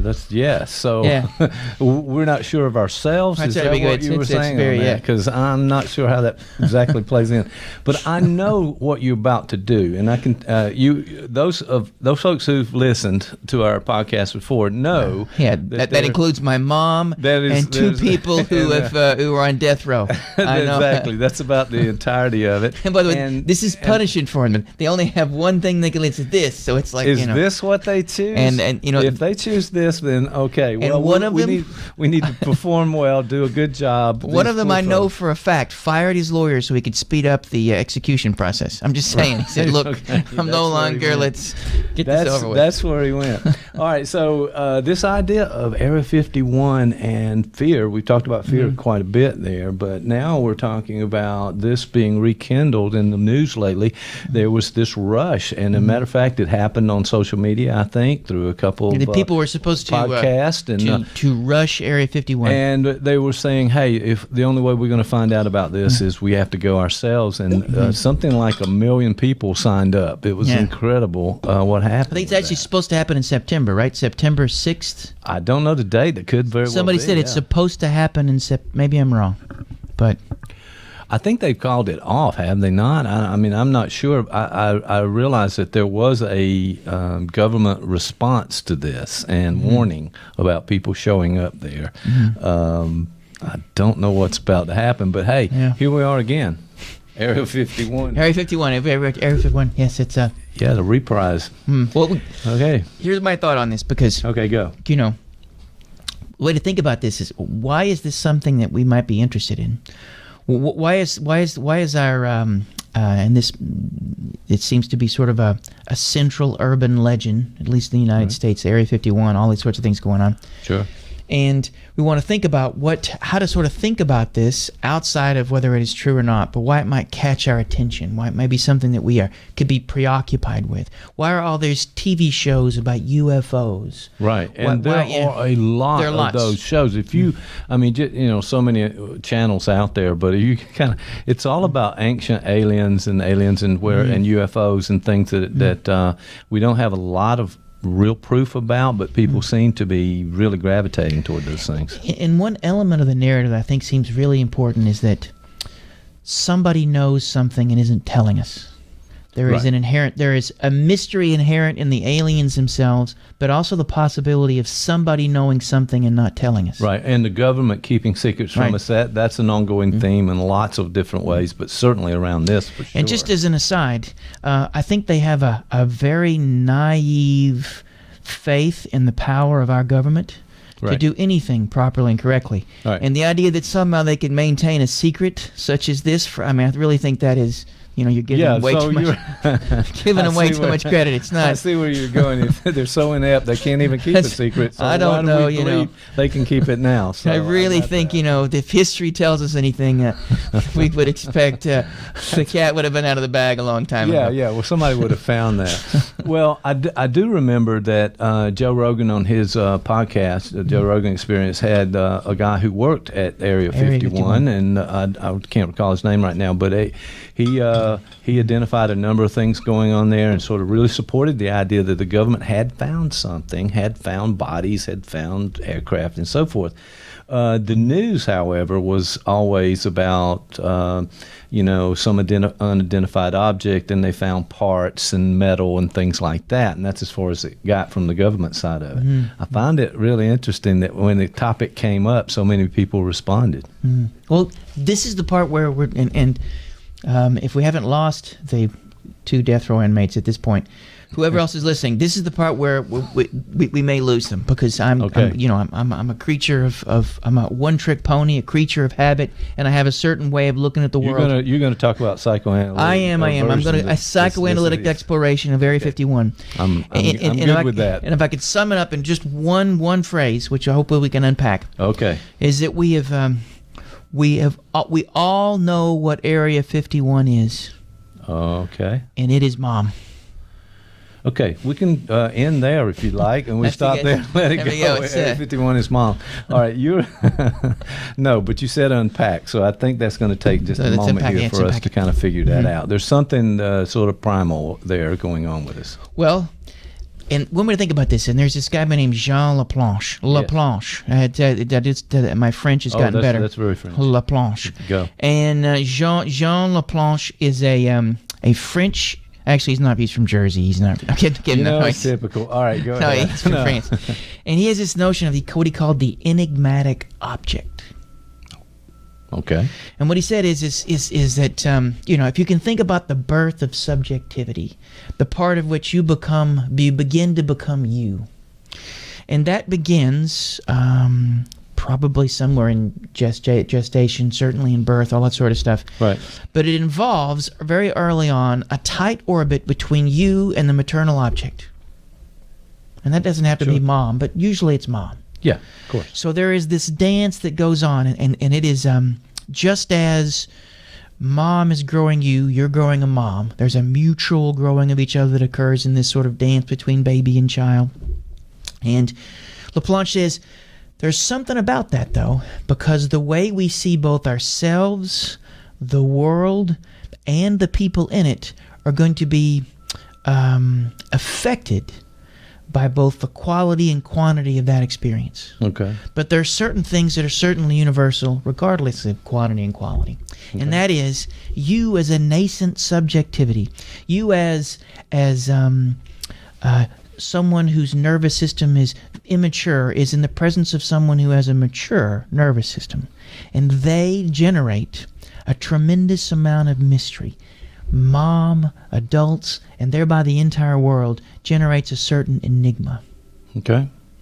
And this is where it gets even funkier, because Laplanche says not only are we then sort of mugged or the shadow of this enigmatic object falls across us and we are jointly confused, whatnot, we are also enticed. We begin to sort of, we learn to not only survive and to accept, but even to be invested in these dances of mystery. Okay. Right? So we're really trying to figure out some things in these early stages, and there's a lot of mystery. We don't know, and we're trying to, who is this object that's taking care of me? What is going on in the environment? And the building of their own personality and structure and so forth. So a lot of things to discover in that process. And we learn to begin to invest in those discoveries. So we have a hunger for mystery. So, and it's interesting because if you watch, ever watched any of them detective movies or read them in detective novels, like that sort of thing, if you ever read them. That's my thing, man. You like, yeah, really? Got one going on right now. Really? So you like we these. can talk about that later, but. Well, notice how, and there's certainly something satisfying about finding out the killer, but the real satisfaction is in the chase, right? Yes. In the getting lost, in settling into the rhythm of the enigma, and to almost luxuriate in this experience. And Laplanche says this is kind of inherent in who we are and how we came to be, and we begin to look for it everywhere. So on a cultural level, something like Area 51 is a way of restaging that very mystery. Right. On a cultural level, we need to be able to there needs to be something that we don't completely understand. And there's a second area to this. But there is someone who knows, and this is the part where it gets even freakier. I mean, I really followed you up to this point, so you're about to lose me. But I'll say this, mark this point, that these are the kind of things that we gravitate toward. There's a mystery about it. We're sort of pulled toward it in lots of ways, and it's about that. And if you find something in Area 51, let's say, it ends that in some ways, I guess. Well, this is where Laplanche goes. We may not want to go full Laplanche on this, but let's follow through. All right, go. Because the second part of this, first is the mystery, the enigma, but the second is someone who is supposed to know. And Laplanche figures that very early on, the child, you or me, whoever, imagine yourself as a baby again in the presence of good old mom.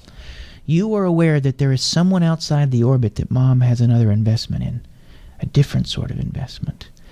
That you are the apple of her eye, but her desires also go somewhere else. Ooh. There is someone else outside that orbit, and there is a point at which you begin to have a relationship with this other, the paternal figure. Okay. But before that happens, you swim with this enigma, and this also someone who knows your mom in ways that you do not. Who knows things. So there are secrets, and then there are keepers of secrets. And so this tension between mom and the burgeoning connection with dad generates first the mystery, and then the idea somewhere out there. Right. Someone knows.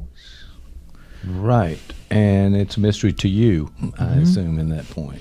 And so in some ways you have in Area 51 a wonderful constellation that sort of reflects all of our nascent subjectivities. You have the mystery, and then someone who is holding that from us. Does that make sense? Yeah, it did. Does okay, make sense. That's I mean, I really like Laplanche. Laplanche. I was giving it a shot there. I mean, and we're talking on a large scale. I think there were 1 million plus people that signed up to. And think of how many people watch these the X-Files. That was a popular show, right? Yeah, it was. That's sure. That's Scully and Mulder, whatever they what is. That's close enough. I'll take that. I like that better, actually. I know somebody had red hair and somebody didn't, and that was. But people watch that. People watch. It is. And maybe even you can see with some of the. Witchcraft, fairy tales. There's often sort of there's something about this that is reverberated throughout history and in all different cultures. And Laplanche wants to sort of touch on that part of what makes it reverberated, it is a dance we do with the world outside of us and the world inside of us, and it at least partly is a reflection of this this subjective birth we have to go through in a dance, both with a maternal object and later a paternal object. Yeah.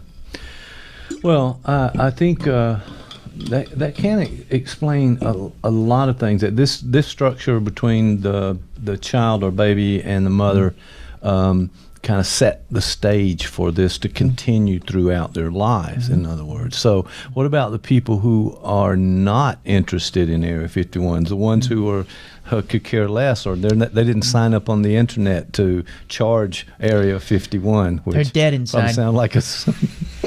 They're just dead inside. No. Well, it's interesting because I was reading this thing last night about there were some studies on folks who don't dream, and about Interesting you said that. About 10 to 25% of the people out there, about 1 in 250 actually was 1 or 250 don't report dreams. They don't. And these are folks that typically, and it was interesting because they were looking at, they were more likely to have the have profession of engineering or something highly analytical. Okay. So they tend to, they tend to dream. Right. They also deconstruct things there. They also have their emotional reactivity is narrower too. Okay. So it is possible that if there was a continuum, the folks who are really hooked by Area 51, maybe they have they are not analytical enough. Maybe they are their capacity for affect regulation is a little it's not as good, and so what they generate is what's known as a paranoid system. Because people who are really, really focused on this, there's something out paranoid about the whole thing, right? Right. They're aliens. They're keeping it from us. Right. Invasion of the body snatchers kind of stuff. All the fears and the thrill and fear at the same time, those kind of things. So maybe we could draw a continuum, and we might surmise that folks who are really caught up in this thing, man, they're like, they have some paranoid trends and whatnot, difficulty with affect regulation and modulation. And then on the other end, there are folks who may be more constricted. So we could maybe we could do an Area 51 test to determine where someone is on that continuum. Oh, yeah, okay. Yeah, it makes sense. Well, there's a fascination and a thrill to it that I think people get swept up with, and evidently what you're saying is this was already within that person, and it sort of ignites or connects in some ways too, that thrill, that fear, someone else knowing when you don't know, but that one thread seems to be something that is in our society, the lack of trust in government. That's a big thing now. No one can trust government anymore. It seems kind of strange. It has to be some trust somewhere. So let me ask a question. If the person has been developed in a healthy way and they've come along, they've had nurturing, talking about me. They other than you, and they had these kind of healthy environment and so forth and so on, they maybe have less of this or more of this. Where do they fall? Maybe we could say that they have a curious interest. They can have a skeptical. They can have just enough distance from their interest in this. Because one of the ways to sort of gauge if you found it fascinating, this Area 51, right, and that is different than someone who puts on the tinfoil hat and believes that the government is going to try to steal their soul and put it into some sort of alien who's currently... I've never worn a tinfoil hat. I just want to say that for the record. Okay. Well, I have worn a tinfoil fedora because if you're going to... Hey, pretty classy move there. It's a little advanced, but, Yeah, kind of get back to the 40s there. It's the same time frame of this. Actually, if you can wear any sort of pimp wear that you can also combine with aluminum. I hesitated to mention that or trying to be a joke there, but then you keep going. So I will refrain for the rest of this podcast and not do that. All right. So, so those people, what? They not interested in it. They have less capacity for maybe we say that we want folks who have at least a mild amusement or the capacity for investment in it. Okay. Because I think a complete dismissal or a complete falling into it, the paranoid state, Maybe we want to find some way to be between those 2 points, because, I mean, inherent in this and in Laplanche's notion of the enigmatic object is we have to cultivate a relationship with mystery. We want to be able to pursue it.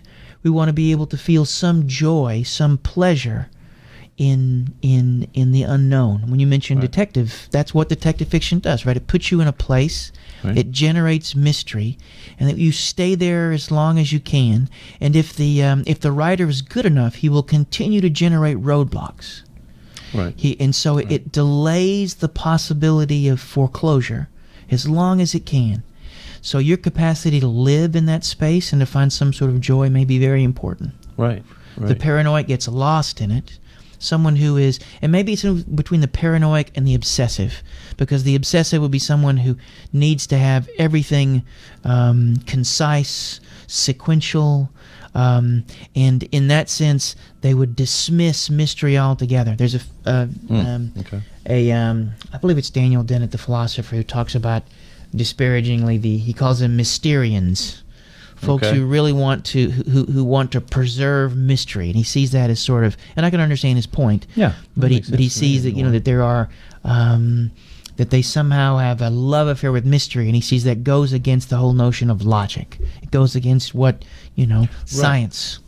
Right. Well, because otherwise it's kind of a sterile environment here. There's where are the mysteries and so forth. And I think there's a lot of reinforcement for that, and the thrill of it, and not really wanting to know. Let's say, for example, the government decided, hey, wait a minute, we've held on to this Area 51 too long now. We're going to open the gates. We're going to open the doors. You guys come in, take a look at everything, take pictures, bring in whoever you want to, and mystery. Right. Mystery's now settled. It's over with. Okay. We're going to look for something else at that point. What's going to happen? Here's what I would think I think that would be the very wrong move, because then it generates a different mystery. Why did they do this? Where has it been moved to? Okay. Now this mystery never ends. I'm getting the feeling that somebody would say, "Hey, they just did a show. They moved everything to another spot. They're still not telling us the truth," and on it goes. There's a famous joke that Freud tells about these two guys meet, and one guy's angry at the other, and he says, "Why did you say you were going to Berlin when you were going to Berlin?" And the butt of the joke is that he was supposed to say he was going to Berlin, but he was actually going somewhere. But he was going to Berlin and told him he was going to Berlin. So in a way, if it's maybe not as funny as it could be. I'm just glad we have that on tape, so I can go back and rewind. And watch it's not that funny, but he did some funny jokes. In fact, the number of penis jokes from Freud, you would have come to expect them, I guess. But he's Freud. Sometimes a cigar is a joke. It's a joke. But the idea is that it would be a little like that. Why are you telling me there's nothing in Area 51 when there's nothing in Area 51? It would really be, it would open up a whole different thing. Like, why are you doing this? Okay. Well, it does seem to me that we've learned a lot about astrophysics and astronomy and the billions of galaxies and billions of planets. But the cruise, astrophysics. We need the cruise. He puts the ass in astrophysics. I'm just saying. You did not say that. Sorry. Did you say that? Okay. No, but the idea that we've learned that so the possibility of life on another planet or an advanced alien race coming to Earth and us connecting and all of those kind of things, that's an ongoing one. That seems to be connected. That's probably a larger one than just the Area 51 in some ways. That mystery goes on and on. It goes. And there are always those probings that go on too that I know that people are always telling about that. I haven't learned after all these years now of not to set up the joke that's coming. I could see that in advance. I cleaned it up. I had a really good one going, but I was like, nah, I won't go there. But it was really funny. Well, good. But it didn't have to do with probing. Tell me afterwards. All right, that's right. But I think one way to think about this is when you look up into the sky. Sure. there is a complexity, there is a possibility, there is what Kant called the sublime, that there is something out there that is terrifying in its beauty. It is something that is both awesome but terrifying, and that is a position that we were born into. We're born into a world that is always bigger than us, smarter than us, and at least faster than us at the very beginning. As a child, we are born into this. We are adrift in a world that is making us, and that we have very little effect on, at least initially. And that Laplanche would say, these are embedded, that these become the maps we have of the world. And when we look up in the stars, that we see at least an echo or a mirror, a reflection of our own subjectivity being born. And in some ways that's reductive and solipsistic, and any sort of criticism of psychoanalytic theory can say, you're reducing it all to this. Mm-hmm. I think it's not a matter of simply reducing to that, but it allows you to sort of think about how there is a continuity, developmental continuity between the things we experience as adults, Area 51, all throughout a life. They're ubiquitous, they're woven through who we are and where we come from.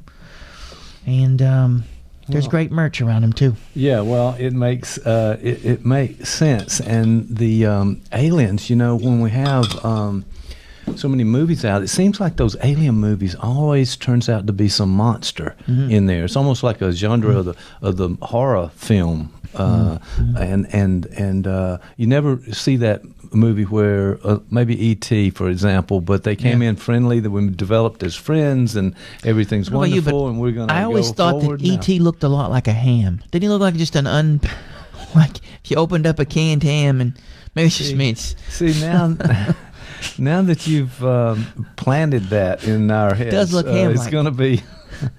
It's very hamish. But my point was that there was it's always some horror or some terrible thing that's going to happen. So we're sort of slanted to this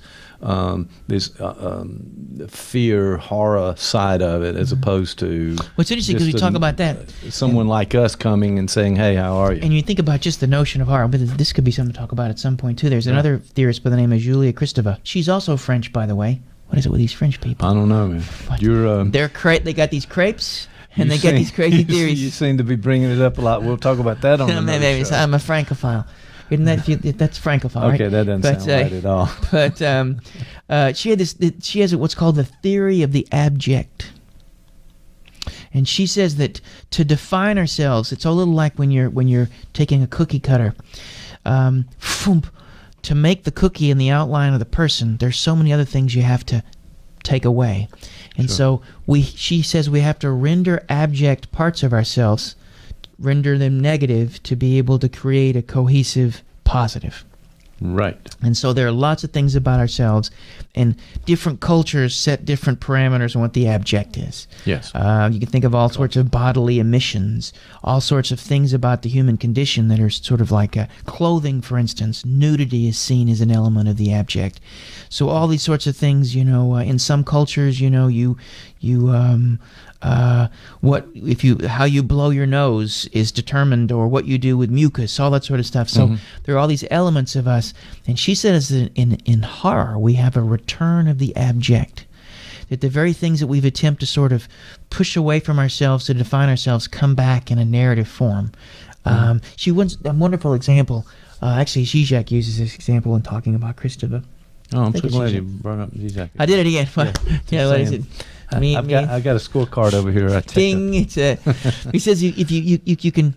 Most of us swallow, I think, almost a gallon of saliva a day. Okay. Just no big deal. Yeah. When I say that, no big deal. But imagine you take that saliva, spit it into a cup, and then have to drink it. You become nauseous. Yes. So there is an element of you that you've suddenly rendered abject, right? Right. It was yours. And it was, right? What's the problem?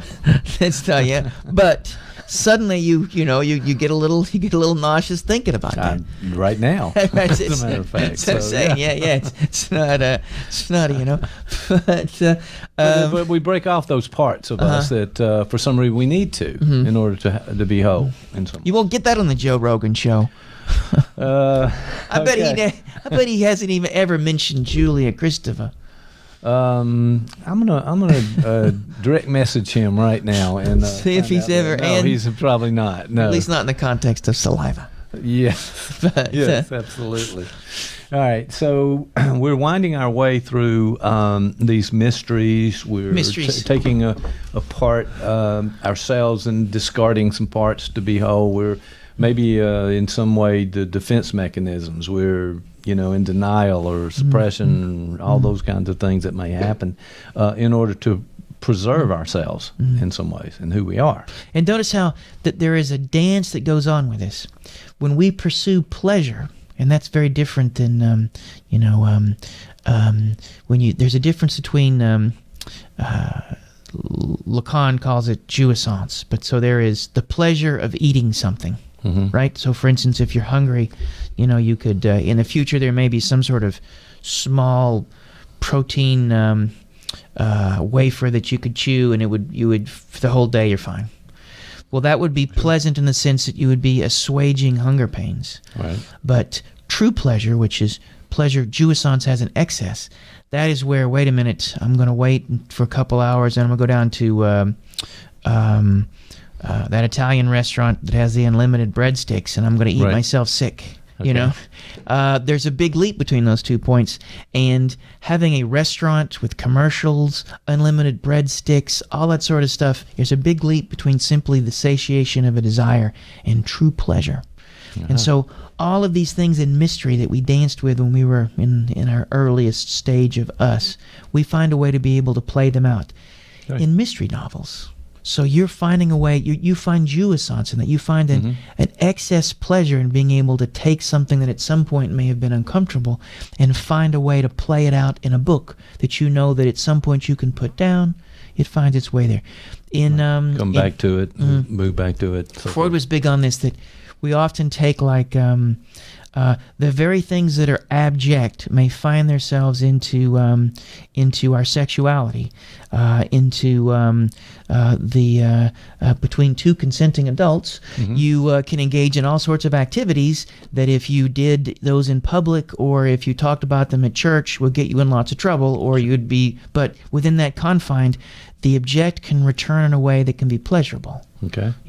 Things that are slightly nauseating or over the top are less so when they're in that context. So whether it's detective novels or your honeymoon, there is a way in which you are finding a way to play with mystery and the abject, Yeah,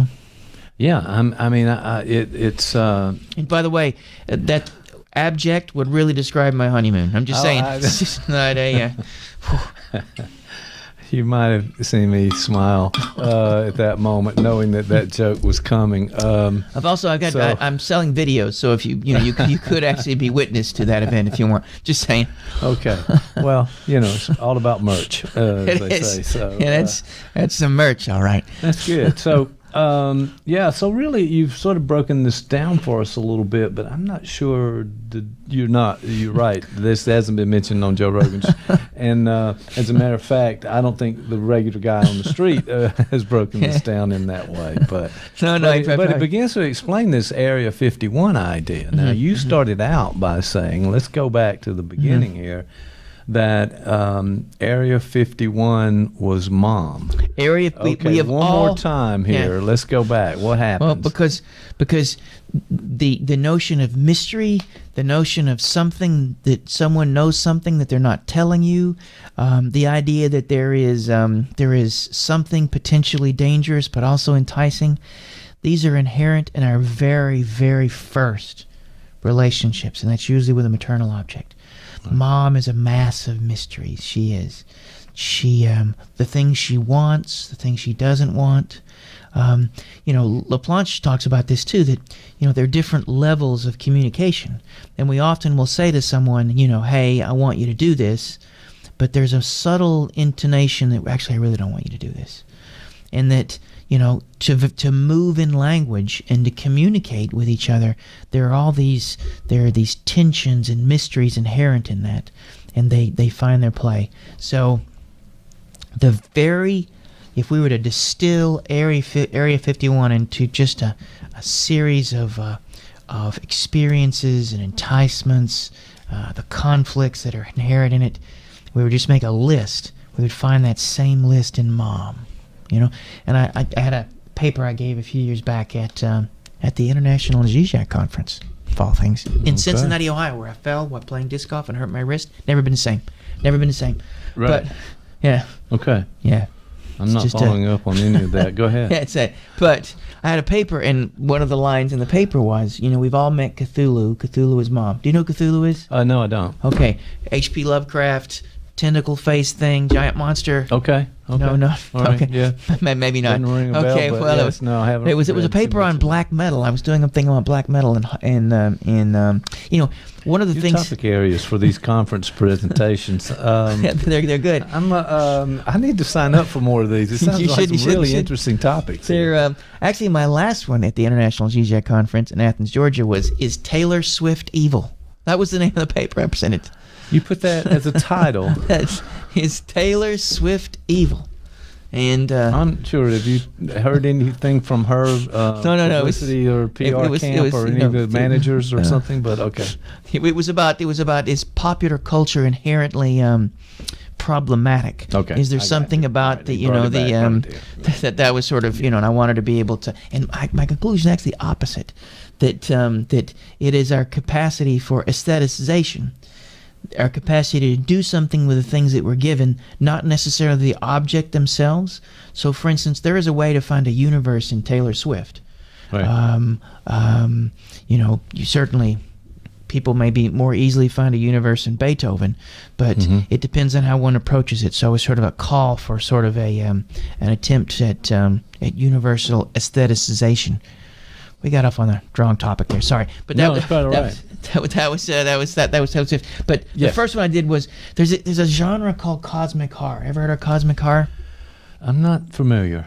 Okay, it's this notion, and Lovecraft, H.P. Lovecraft was a writer in 20s and 30s, I think.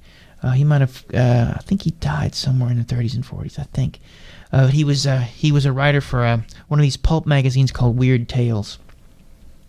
And he created his own sort of mythos, and it was a world of these aliens who were so powerful, and we were so minuscule in the face of them that we were like ants, fleas to them. Right.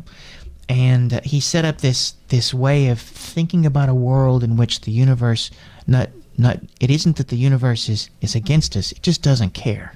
Right. And so there's this genre called cosmic horror that sort of play into that. I was trying to think of some films that might be within that realm. Some of, do you ever Stranger Things, see the TV show? Sure. That has some elements of cosmic horror. The characters, the mind flare is sort of Lovecraftian in a way. And then you have the giant thing at the end that, I don't know if you've seen the third season. We're third season. Third season, I have not seen. Yeah, I'm 2 episodes away from the end of it. Okay. You know, it's not. I'll start catching up soon. It's not.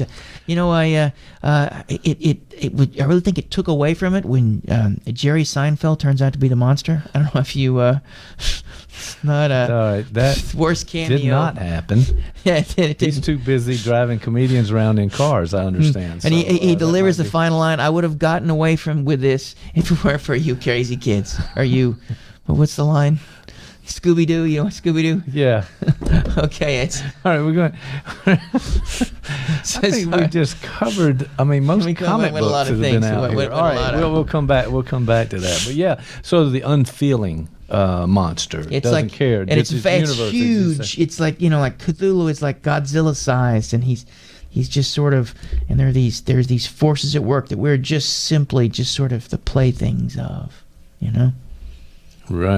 Right. Again, sounds like my wedding night. Put a boom, boom. Boom. Yeah. Speaking of cosmic horror. If our podcast grows at some point, we're going to have one guy with a snare drum and ching, pow. One of those that's things. what she said. We're not going to. We're not going there, are we? All right. So. All right. Well, you've given us a lot to think about in terms of this Area 51 and what it really relates to us on a psychoanalytic and sort of deeper level of understanding, and why we gravitate toward those things. There's a flip side of this too. You have to be careful because one can get so lost in theory that one can lose sight of the world in which you're walking in. Sure. So it isn't that Area 51 couldn't contain these mysteries, right, or that there aren't aliens. If we simply dismiss it as just an echo of our early subjectivity and the birth of our subjectivity, what we should do is we should be able to make use of where we come from to inform and maybe even generate pleasure in the present day.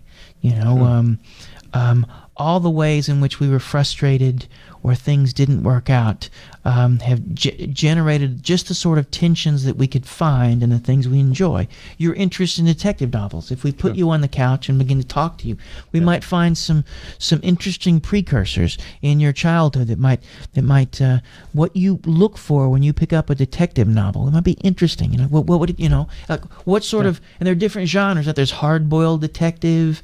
There is the British detective. There's different genres. They're the police procedurals. Procedurals. That's right. Yes. And what do you prefer? Whatever's next in the author's list that I haven't read. So but who would be an author that you're like really well, now you put me on the spot there. I have to think of this one. But so generally, they are police detectives. That's the latest one, though. But we've been through a number of different genres in there. Anything involve cats that solve crimes? No cats. No cats in our novels. Sue Grafton, the ABC, the mysteries. Yeah, that involves a cat, doesn't it? There's a cat in there somewhere. Okay, I'll take your word for it. Okay. All right, I'm about to get in trouble here. I'm going to have to bring my list of books next time. I don't know if you like caught off guard. I'm sorry. Is it Mankeller, the guy from one of the Swedish crime novels? Yes. I think my mother-in-law of those, gave me a bunch of those, and I read them, and they're very bleak. Very bleak. It's always ice cold, snowy. People. He's like, got pancreatitis and doesn't want to get out of bed, and there's all these things going on. I'm like, wow, I thought Sweden was a socialist paradise. What's going on here? No, it turns out that it's ABBA. Not. This is not. The ABBA did not prepare me for this. No, it's not. Not the same anymore. The bodies are always frozen under the ice. That's right. It's not. You never see. All right, this has been interesting. I don't know how we pulled this back exactly, and I don't even think I'm going to try because I've done here's this our before. takeaway. Here's the takeaway. I'll reiterate. The takeaway is this. All right, here we go. I want to be able to find a way to find joy and pleasure in mystery, the enigma of the things. It's the unsolvability, or at least the tension toward being able to solve a thing, can create for us a journey that is full of all sorts of pleasures. It is in the picking up and reading of a detective novel that we find many things. And so I think an interest in Area 51 and an interest in all these sorts of things, whatever esoteric thing they may be, people are often interested in serial killers, for instance. And part of that is because the serial killer represents a remarkable example of the return of the abject. The parts of us that the parts that we find in a serial killer are the parts of ourselves that we have cut away, and we want to project into the serial killer and then have a relationship with through this aesthetic distance, through the medium of literature. We have a way of dancing with ourselves and having the pleasure of that dance. Same with Area 51. Well, I do think there's some fun in all of this and having all of these interests out there, and whether or not they're a little dangerous, as it were, and getting in touch with ourselves sounds a little bit more like theory than just the pleasure in the moment. And also, if you're Catholic, you're not supposed to do that, and you can go blind. Okay. Okay. All right. I'm just gonna leave it right there. Dan, thanks for coming in. I'll see you next time.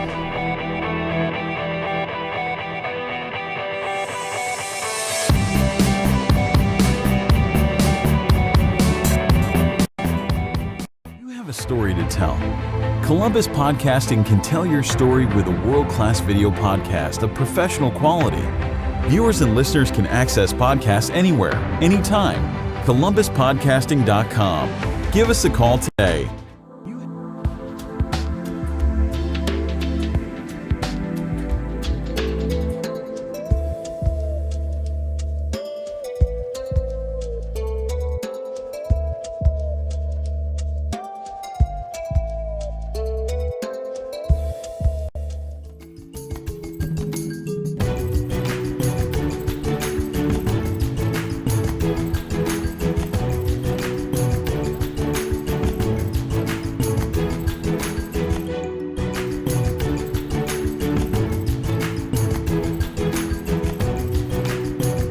Miss Uma Thurman. Uma Thurman. She's Yes. doing that. She's the little girl with the climate change.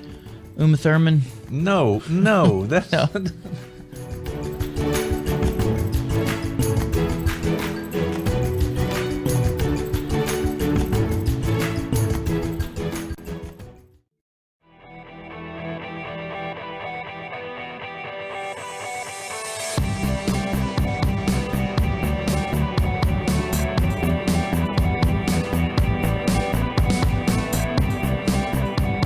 Hey, it's a beautiful Saturday. Going to be 72 degrees. I can't believe it. Here we are. Anytime the temperature gets above my IQ, I'm better. I feel better. Yeah, you got to work on that IQ thing of yours. But yeah, it's November, end of November, about to be December here, and it's 72 degrees. So I'm going to enjoy that day. My birthday was 4 days ago. Oh yeah, well, happy belated birthday. Yeah, it was. Yeah, man. So, how old are you now? Do we get 73. That's in. That's it. Oh, not the IQ? Is that in dog Okay. years or right. people years? All right, Actually, that's the voice of Dr. Tom Hackett, our executive producer. No, coming out right here. I've been promoted senior executive producer. Oh yeah, he's Two gonna ask steps for more. up, yeah. He's going to ask for more money. Well, It's not going to happen. Senior so. means he gets ARP discounts or AARP. That's all. Yeah, There you the go. AARP. That's right. That's all that. Good group out there. That's Yeah, it. We'll look for sponsorship of this Got Therapy program right We now. could, mention prostates. I don't know. All right, I'll tell you what. See, I'll just try to run ignore and run right through to the next idea. So you watch some more movies. We know that's happened. I occasionally watch the movie. I'm sorry I didn't get to go with you on this last one, but it was G-rated, and I just don't. It was interesting because prior to this one, the movie I saw last was the Mr. Rogers movie. Yeah. It's Mr. Rogers 2, Electric Boogaloo. I don't know if you've. I don't think that was the title, although provocative. If anything. But I hadn't seen a movie rated that sort of rating in a long time, and so the previews before it were very how do I say this, saccharine. Like I think I got cavities just watching these things. Oh, if you're talking about just the sweetness and the kindness of this gentleman in the movie, I mean, of course, these that's are how the he's previews. portrayed, right? Well, actually, in the film, you don't realize this, but he killed a man. Oh no, that's not true. But in fact, it's not a James Bond movie. With a anything, spoon. right? I mean, that's how angry he was. Oh, I mean, that's just. This is being censored like as we speak. A giant. He turned a man into a giant grapefruit. That's all I'm saying. It was. That is not what happened. But so that made me laugh. The idea of see that most of those things that come out will make you laugh. So rest of us are scratching our heads. All right, what's that microphone over there? Yeah, my friend? I think I hurt myself. Yeah, you be careful with that. But so you saw the doctor. Well, he wasn't that. He wasn't the doctor. It was a mister. He was a mister. Well, he didn't have. You're thinking degree. of Dr. Spock. It may have been there for just a second. It's hard to stay on track a lot of times around here, so I don't apologize. I'm just trying to keep up. But this movie was really interesting. It wasn't about him, Mr. Rogers, directly. I mean, that wasn't sort of the plot of the movie. I mean, it was about a reporter, right, who was doing an investigative review. It's about Mr. Rogers was holding this person hostage, and they had to rescue him. Actually, the film itself was structured around. Oddly enough, it was Mr. Rogers was in sort of in the form of the therapist. Okay. And there was this character who was having, who had some pretty strong father issues, and Mr. Rogers in a way is an intervention, and the movie takes a sort of a surrealist, almost magic realist turn. So it's hard to say how much of it was supposed to be taken as a general narrative and sort of his character was bigger than life at some point. At one point he becomes a character in Mr. Rogers' neighborhood, and he has bunny ears and he's tiny, and did these things happen? Okay, there you go. Sounds like I'm making that up. Yeah, it does sound like it. Or a producer who was under the influence of something when they came out with that. But there's been several other Mr. Rogers movies. Not just recently, actually. It's been like this is something that has caused a lot of interest in him, and it's been out. I think there was one called 50 Shades of Mr. Rogers. No, that's not one I'm thinking of. But what a great character. I mean, true to life. I don't know exactly the history. I hadn't read the biography. But, well, people don't realize this. He was a Presbyterian minister. Okay. And he had a quiet yet radical agenda. And there's one of the movies you mentioned is a documentary, which sort of walks you through what that was like, and you know what and it's interesting because my wife and I were talking about this. You know, can I get a little psychoanalytic here? Go ahead. Is that nothing new around here? Because there is to form our ego ideal. Mm-hmm. To form some idea of the sort of person we want to aim towards becoming. You know, we often pull from folks in our culture. People will pull from sports figures. People will pull from people on TV, movies, that sort of thing. And there was a time when, you know, you're growing up, you have potential paternal imagos or things that you can internalize. And at one point, I remember my childhood, there were two, Mr. Rogers and Bill Cosby. Right. And Bill Cosby didn't turn out so good. Early on, that was a good thing, maybe, but not so much now. Well, but I remember literally being traumatized. And so there's a point in this film where... Wait, traumatized at what point? Well, with all that happened with Bill Cosby. Oh, yeah, okay, there was later. This notion that somehow, you know, because he was called America's dad. Well, that's true for a lot of people. I think that a lot of people had that kind of shock moment to hear about it because he was such a beloved figure, and you know, the entire family watched this guy as he's coming up. Great show and so forth, and then, you know, and when those things started coming out about Hugh Hefner, no, that was not sorry, the case. But yeah, you were a little bit traumatized there. So what happens is because you found out this, you know, and I don't know, for you, like I might have fallen at a time when Bill Cosby and because for you it might have been someone else. Like it was Captain Kangaroo. Captain Kangaroo. Captain Kangaroo every morning. Friend Gary Hatcher. One of our little neighbor guys, when we were at Gary Hatcher, and we were at the kindergarten, first grade stage. He'd come over every morning for breakfast. My mother made us breakfast, and we watched Captain Kangaroo and Mr. Green Jeans, and not to leave out Bunny Rabbit. Okay, so yeah, that was the same kind of thing though. They did all of these. They played tricks on each other, but it always ended up in a nice way to behave and gave you a model to look at and say, hey. Little known fact about this, the guy who played Captain Kangaroo, he had a drug habit that would make Jerry Garcia just go, man, slow down. You know, with the way things have gone so far, that would probably not surprise me, but I don't think that's right. I think you just made that up. Yeah, I made it up. All right, but yeah, those kind of shows. And listen, they had a big impact on our childhood coming up, you know. And by the way, if I may mention, just sort of an aside, we had local shows for kids on our local TV stations, WRBL, WTVM. They had Miss Patsy's Playhouse, and if you were lucky enough to get a ticket to get in there, you would be in Miss Patsy's Playhouse, and same kind of thing, but not as elaborate, and you know, as the national shows. You left out Colonel Chick. There was Colonel Chick. That's right, and the voice from our producer talking Colonel about Colonel Chick, Colonel Chick. Local. Captain Kangaroo, kind of a local one in his own identity. Colonel Chick. Yeah, so when I guess where we're going before you interrupt and say something off the wall, but this was a phenomenon across the nation that local TV channels tried to emulate those big shows, and it really, Mr. Rogers came a little later in the game, I think. So just give us a perspective there.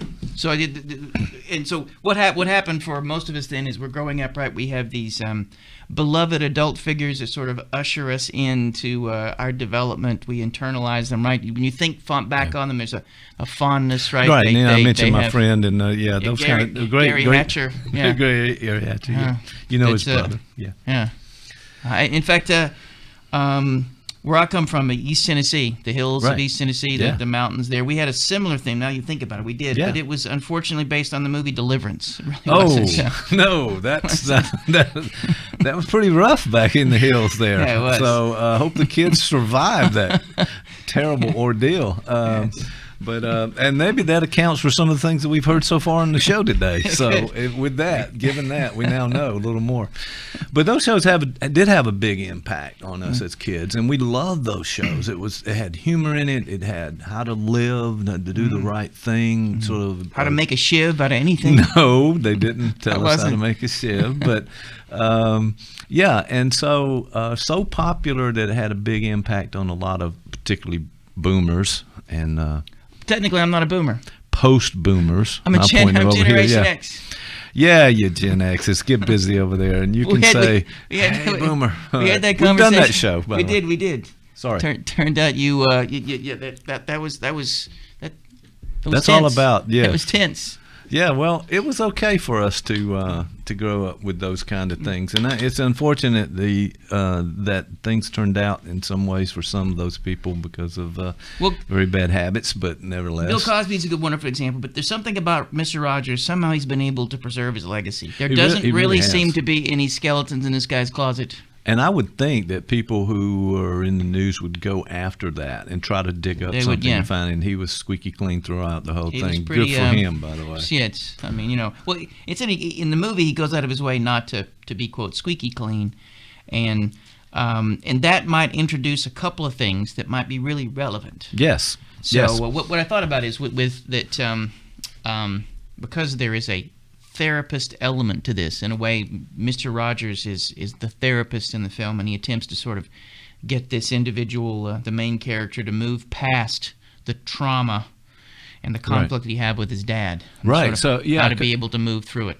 I mean, in a way, these morning characters, Saturday morning for some and weekday for others, were kind of therapists they were counseling kids in so many ways across the spectrum.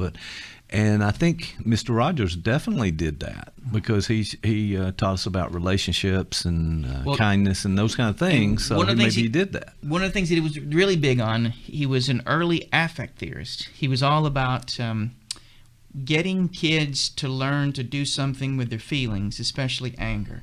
And he would often talk about that the state of the world today is often because we haven't been taught what to do with our feelings, especially the more difficult ones. Sure. And there's a famous line from, they sort of mirror it in the film, but I remember it when he was being asked to speak to a group of pediatricians. And they said, is there anything that you want us to sort of think about before you show up, something that we can sort of begin to discuss so we'll be ready for when you get there? And he said, he wrote back one sentence, remember that you were children once too. Mm-hmm. And that was often the way that if you could approach a child remembering what it was like when you were them, that you might be able to provide them things that you didn't get. And part of that is helping them to do something with the feelings they have.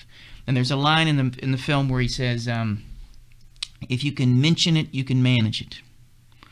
If you can mention it, you can manage. That sounds very familiar for from some of our earlier sessions, maybe. If you can name it, you can tame it.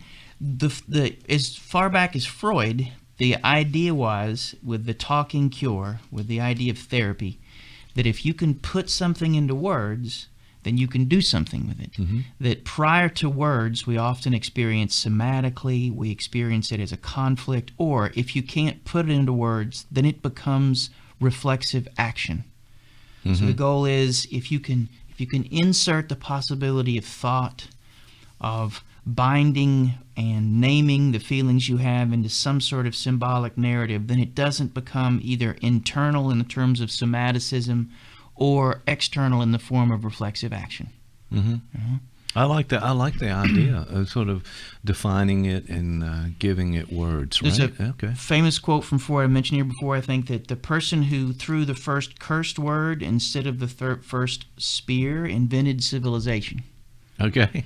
And the idea is that the minute, so the goal would be is we get, and one of the ways to think about that is there are all these sort of systems of psychotherapy, but almost all of them to some degree revolve around the way of getting people to be able to think about and do something with their inner experience. Some are more explicit in that. My area of interest, psychoanalytic thought, is much more explicit in that, but even behavioral and much more action and directive-oriented therapies still have that as at least implicit in the work that they do.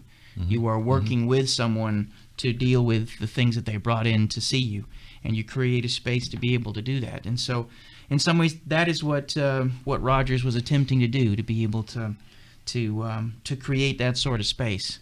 And in the film, that's kind of what he does. Well, he wasn't trained in psychotherapy, I'm assuming, and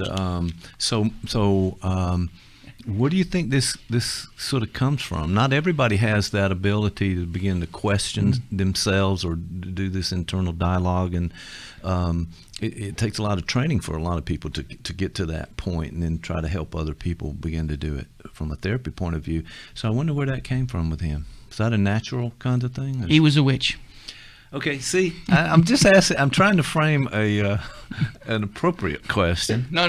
But yeah, so well, I think. I mean, some people have it more than others, or this introspective insight to themselves. Well, if you notice, in some ways, he represents almost a cliche in a way of the non-anxious presence of the therapist. Yes. There's a calm, and he is actively inducing attachment and connection with all his nonverbals, his tone, the music behind the words is very calm, and he really represented a safe space too. Very safe, because it was very slow, meticulous, quiet.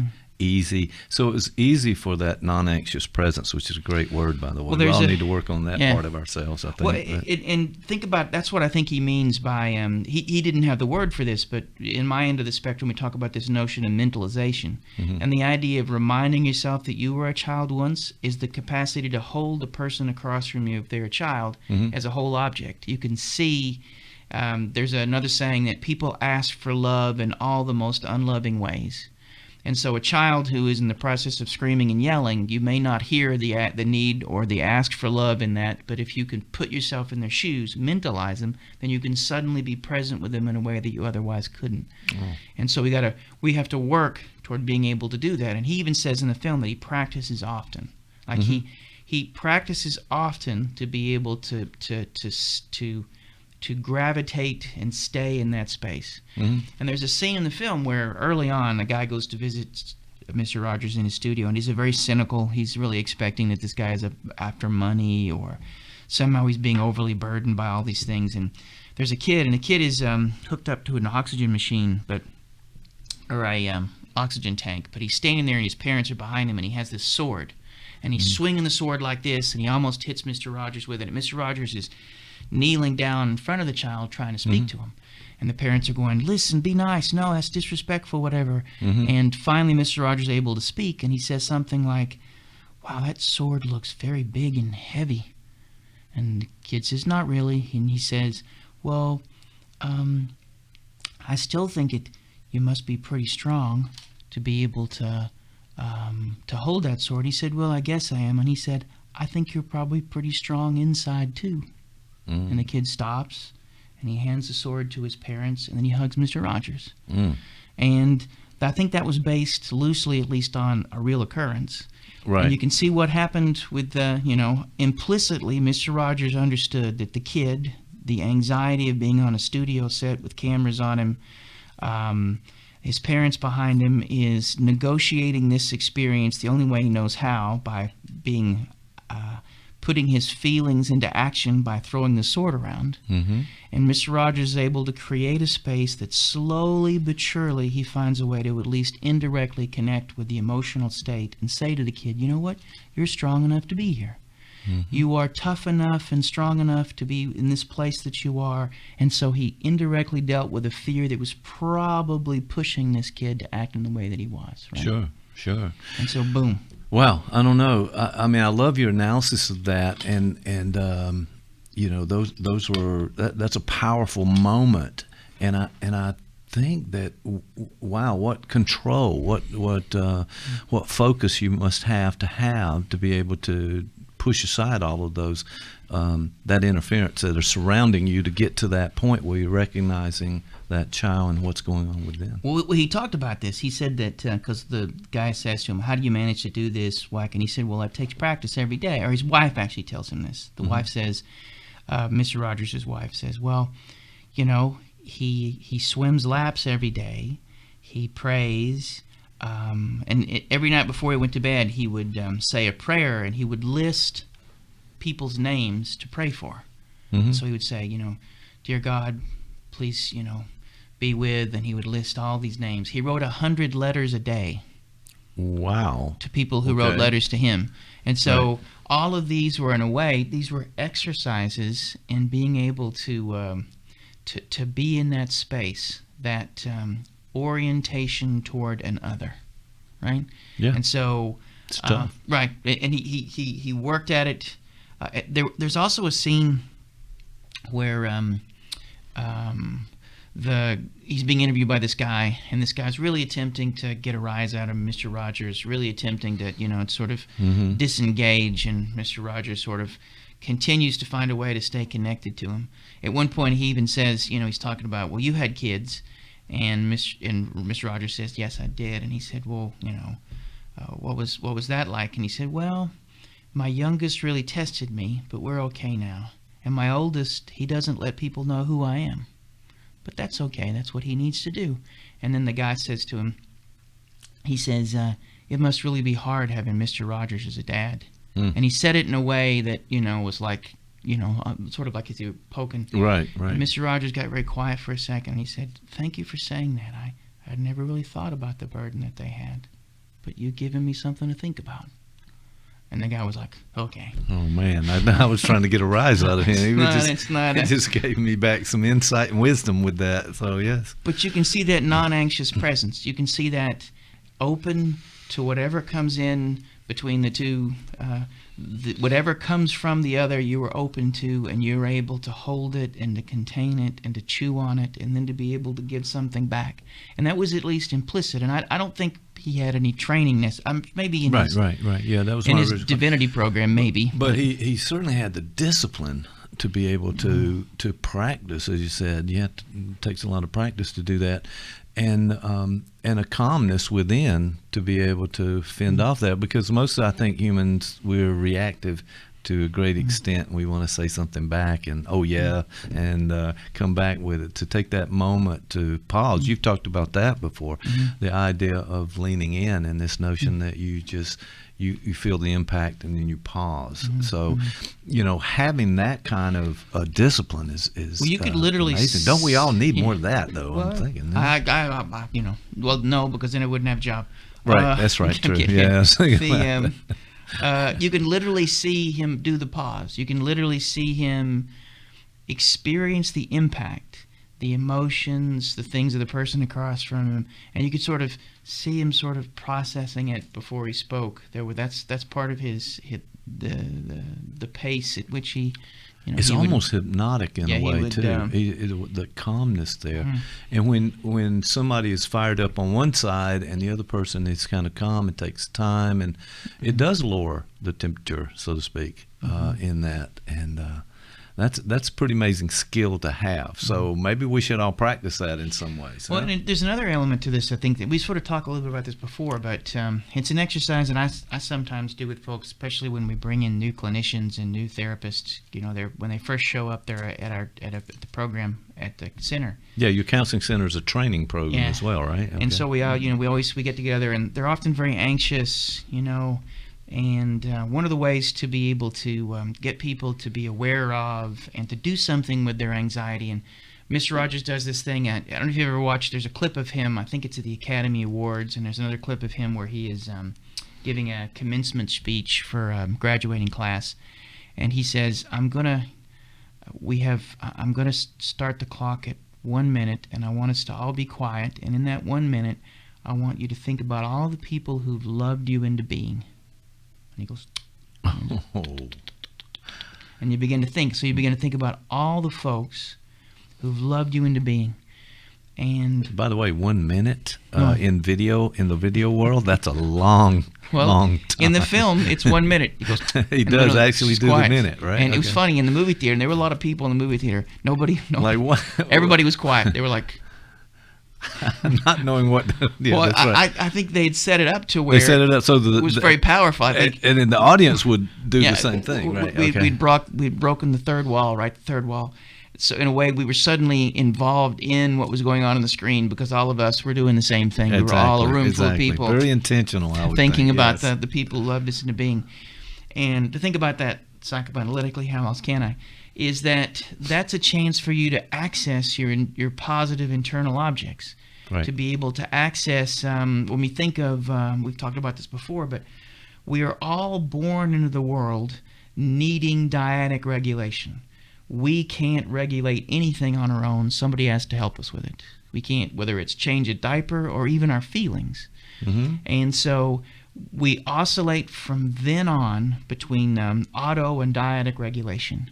If you get the right sort of dyadic regulation early on, you can internalize it, and you learn to do something with as many feelings as you possibly can. You have a sense of it's not independence, because true autonomy is interdependent. It's a capacity to be both connected and separate, and to allow for some sort of like a Mobius strip of sorts.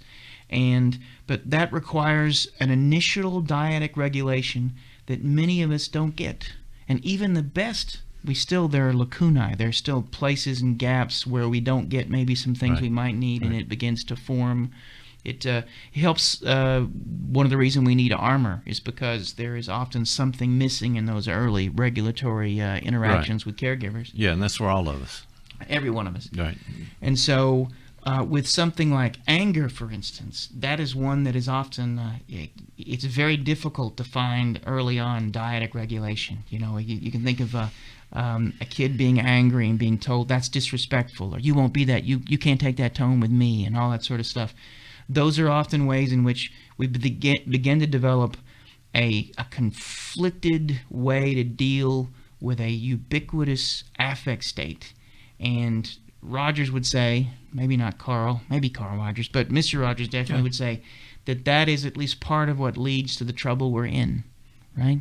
Mm-hmm. And so I think he often attempted to be able to create a show that would generate that kind of dyadic regulation to get people.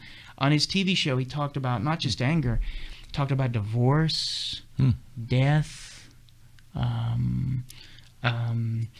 Right after President, I think this was John F. Kennedy had been assassinated, the next episode he talked about assassination. Wow. And he said, and one of the things he said that you may notice that the adults around you are very upset, and and they may be acting in some strange ways that are scary to you, and then he would say something like, well, adults are just like you. There are often things that happen to them that make it hard for them to understand, and they get scared and confused too, right? Great message, and directly to the children. He would say and then he would talk about. He said that, and he said, whenever you're really upset or